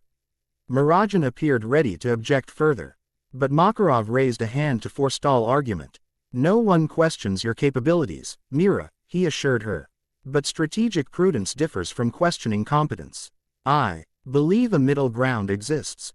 Perhaps additional training specific to the unique circumstances, rather than restrictive protection. This compromise seemed to satisfy Mirajane's concerns about Bine. G sidelined while still addressing the legitimate security considerations her targeting raised. She glanced toward Naruto with clear expectation. You mentioned potentially teaching me to better understand and communicate with my demonic aspects, she reminded him. Would that qualify as appropriate training for these circumstances? The direct question placed Naruto in an unexpected position. He had indeed suggested such training, though privately he harbored reservations about accelerating her development without fuller understanding of how the temple's energies had already affected her demonic connections. Potentially, he acknowledged carefully, though I would recommend beginning with defensive protocols before attempting deeper communication. Establishing proper boundaries should precede expanding access. This measured response clearly disappointed Mirajane, though she accepted it with characteristic grace. Makarov, however, studied Naruto with shrewd assessment. You have specific concerns about Mira's condition following exposure to the temple energies, he observed rather than asked. Something beyond what you've explicitly stated. Naruto recognized the futility of evasion against Makarov's perceptiveness. Yes, he confirmed. The temple's activation altered the relationship between Mirajane's consciousness and the demonic fragments she carries. The long-term implications remain uncertain, but caution seems appropriate during this transitional period. I feel fine, Mirajane protested mildly. Different, perhaps, more aware of their presence than before, but not endangered or compromised. Such transitions often proceed without immediate negative effects, Naruto explained. However, demonic consciousness operates on different temporal and conceptual frameworks than human awareness. Integration requires careful management to prevent gradual boundary erosion. This more detailed explanation clearly concerned Makarov, who regarded Mirajane with fatherly worry despite her adult status and proven capabilities. Then specialized training seems not merely advisable but necessary, he concluded. Naruto, given your unique expertise in this specific area, would you be willing to work directly with Mirajane on developing appropriate techniques? The request, while predictable given the circumstances, nonetheless represented significant trust, entrusting one of Makarov's children to Naruto's guidance despite their relatively brief acquaintance. The responsibility inherent in such trust was not lost on Naruto, who had deliberately avoided such commitments for centuries. Yes, he agreed after momentary consideration. Though I should note that my methods differ substantially from conventional magical instruction. The process may appear unusual by modern standards. Fairy Tail has never been overly concerned with conventional approaches, Makarov replied with a hint of pride. Results and welfare matter more than methodology.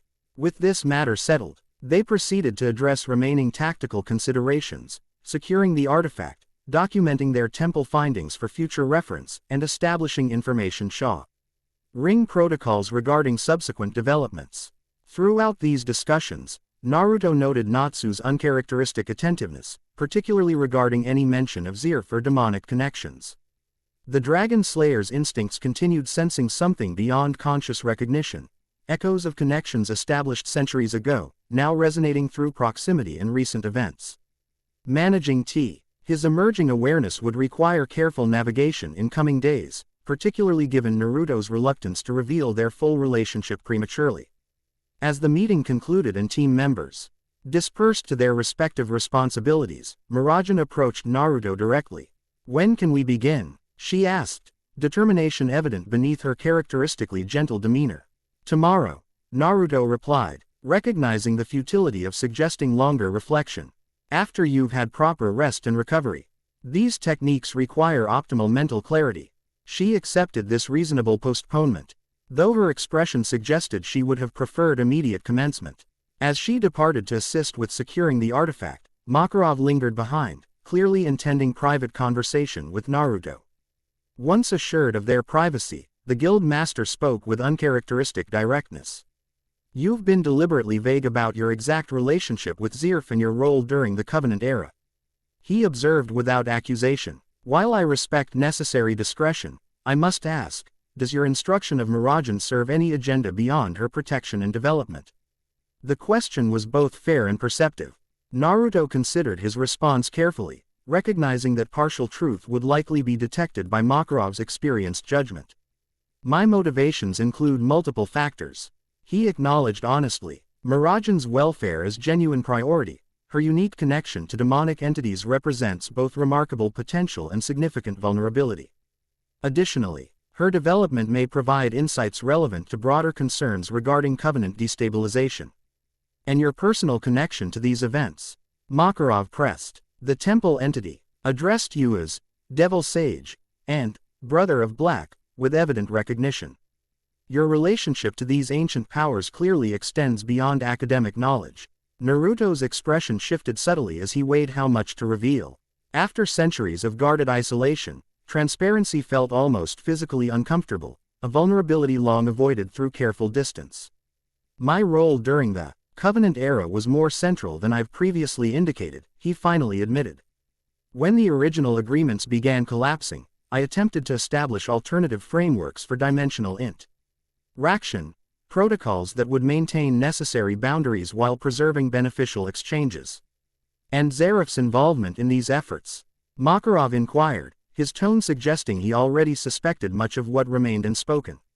"Initially constructive," Naruto confirmed.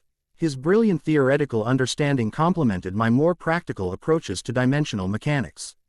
However, following certain personal tragedies and the manifestation of his curse, our methodologies and objectives diverged significantly." "Diverged into opposition," Makarov suggested delicately. "Eventually," Naruto acknowledged, "though the relationship between brothers is rarely reducible to simple opposition or alliance. Centuries of separate development have created perspectives that sometimes align and sometimes conflict. Depending on specific circumstances." This nuanced explanation seemed to satisfy Makarov's immediate concerns while confirming his suspicions about the complexity of Naruto's historical position. After thoughtful consideration, the guild master offered a perspective that surprised Naruto with its insight. "Immortality must be a profoundly isolating experience," he observed quietly. "Watching generations rise and fall, civilizations transform, while carrying knowledge and responsibilities that cannot be fully shared or transferred." The observation struck uncomfort A.B. Lee close to Naruto's private reflections during their return journey. That Makarov had intuited this fundamental aspect of his existence after such brief acquaintance spoke to the guild master's exceptional empathic perception. "Yes," Naruto confirmed simply, uncharacteristically unwilling to elaborate on this particular truth. Makarov nodded, seemingly satisfied with this minimal acknowledgement. Then perhaps current events, while concerning in their broader implications, offer something of value on personal levels as well. Connection, purpose, shared responsibility, these sustain the human spirit through otherwise insurmountable challenges. With that unexpectedly philosophical observation, Makarov concluded their private conversation, leaving Naruto to consider implications that extend beyond tactical concerns into territories of personal significance he had long avoided examining directly. As evening deepened into night, Fairy Tail's typical boisterousness gradually subdued. Guild members departed for their respective homes, leaving only a few night owls and those with specific responsibilities. Naruto, requiring neither sleep nor recreation in conventional human terms, found himself in solitary contemplation on the guild hall's roof. From this elevated vantage, Magnolia spread before him in patterns of light and shadow, a momentary configuration in the endless flow of human civilization he had witnessed across centuries. Yet within this transient arrangement existed connections and purposes that transcended their temporary nature, creating meaning despite inevitable impermanence. The contradiction had occupied philosophical minds since humanity's earliest recorded thoughts, yet lived experience rendered it more immediate than abstract consideration could capture. Today's events had drawn him further into such lived experience than he had permitted himself in many decades. His contemplation was interrupted by the arrival of a presence he had been expecting since their return from the temple.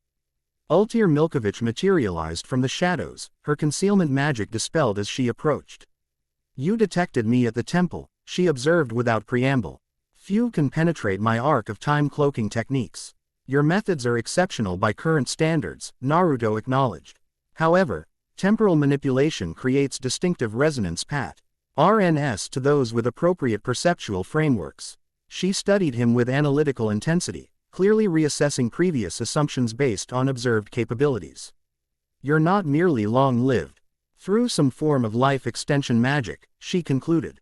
"Your relationship with temporal flow differs fundamentally from conventional existence."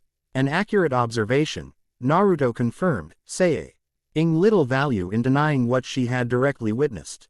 Though the specific mechanisms exceed current magical classification systems, the temple contained technologies for manipulating dimensional boundaries, Ultir noted, transitioning to her primary interest, including temporal boundaries, if I interpreted certain artifacts correctly. These align with research I've pursued for decades regarding time's fundamental nature. Your assessment is partially correct, Naruto replied. The Covenant systems addressed temporal factors as one aspect of dimensional integrity, though not as primary focus. Their approach to time differed significantly from your arc of time methodology. This confirmation clearly excited Ultir, despite her controlled exterior. Then you understand principles that could advance temporal manipulation beyond current limitations, potentially addressing its fundamental restriction regarding living subjects. The direction of her interest became increasingly apparent. Ultir Milkovich sought something beyond academic understanding or magical advancement. She pursued specific application with personal significance. You seek to restore your original physical condition, Naruto surmised. To reverse the effects of your ultimate time magic used during the dragon invasion. Surprise flickered briefly across her features before resignation replaced it. Your perceptiveness is unsettling, she acknowledged. Yes, though not merely for personal benefit. My current form's limited lifespan restricts what I can accomplish in addressing certain threats I've identified through crime sorciers investigations. Threats connected to Zeref and the cult activities we encountered today, Naruto suggested, connections forming in his analytical assessment. Precisely, Ultir confirmed. Their operations extend beyond what you witnessed at the temple. We've tracked similar activities across multiple sites throughout Fury and neighboring kingdoms, all exhibiting patterns suggesting coordinated effort toward some greater convergence. This external confirmation of his own suspicions clarified certain tactical considerations. Ultir's intelligence network through crime sorcier provided valuable supplementary information channels beyond Fairy Tail's resources or council reports. A mutually beneficial exchange of information seems appropriate, Naruto acknowledged. Though regarding temporal manipulation of living subjects, I should caution that Covenant approaches differed fundamentally from modern conceptions. Direct application of those Insiples through your magic might produce unexpected consequences. I'm well aware of experimental risks, Altair replied with hint of impatience. My interest lies in theoretical foundations rather than immediate application. Understanding precedes implementation. Her methodical approach suggested greater wisdom than mere desperate grasping at potential solutions, a perspective Naruto found assuring given the significant dangers inherent in temporal manipulation. Very well, he agreed. I can share certain theoretical principles regarding Covenant-era temporal understanding. In exchange, I would appreciate regular updates regarding your organization's observations of cult activities, particularly any patterns suggesting specific targeting of additional Covenant sites. This arrangement satisfied Altair, who nodded agreement before shifting to more immediate concerns. The entity that spoke from the portal, Asmodeus, it recognized you specifically and addressed you with titles Su. G jesting significant historical relationship. Yes, Naruto confirmed without elaboration. And your response demonstrated familiarity with formal protocols for such interactions, she continued, pressing toward her actual question. Your role during the Covenant era clearly extended beyond mere observation or academic study. Rather than directly addressing this implied inquiry, Naruto redire. CTED toward information of practical value. Demonic hierarchies operate through formalized acknowledgement patterns. Understanding these protocols provides tactical advantage when managing dimensional incursions. I can include relevant details in our theoretical discussions if helpful to your investigative work. Altair recognized the deflection but accepted it pragmatically, focusing on Akivab. Le objectives rather than pressing matters Naruto clearly preferred to maintain as private. After confirming arrangements for their next information exchange, she departed as quietly as she had arrived, leaving Naruto once again in solitary contemplation.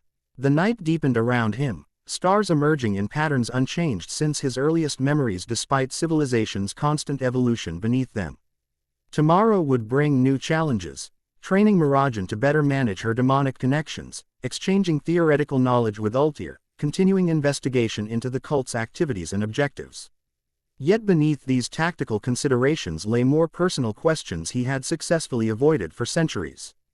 Questions about purpose beyond mere existence, about connection despite impermanence, about identity beyond assigned roles and accumulated history.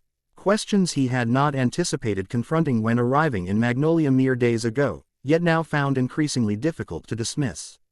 As midnight passed and a new day technically began, Naruto remained motionless on the Guildhall roof, his outward stillness contrasting with internal reconsideration of assumptions long held as immutable. The irony was not lost on him. After centuries helping others navigate transformative challenges, he now faced unexpected evolution in his own carefully maintained equilibrium. The universe, it seemed, retained its capacity for surprise even after 400 years of observation. Chapter 3 End. The end. I hope you enjoyed this episode. Remember to subscribe and like this video. See you in the next video.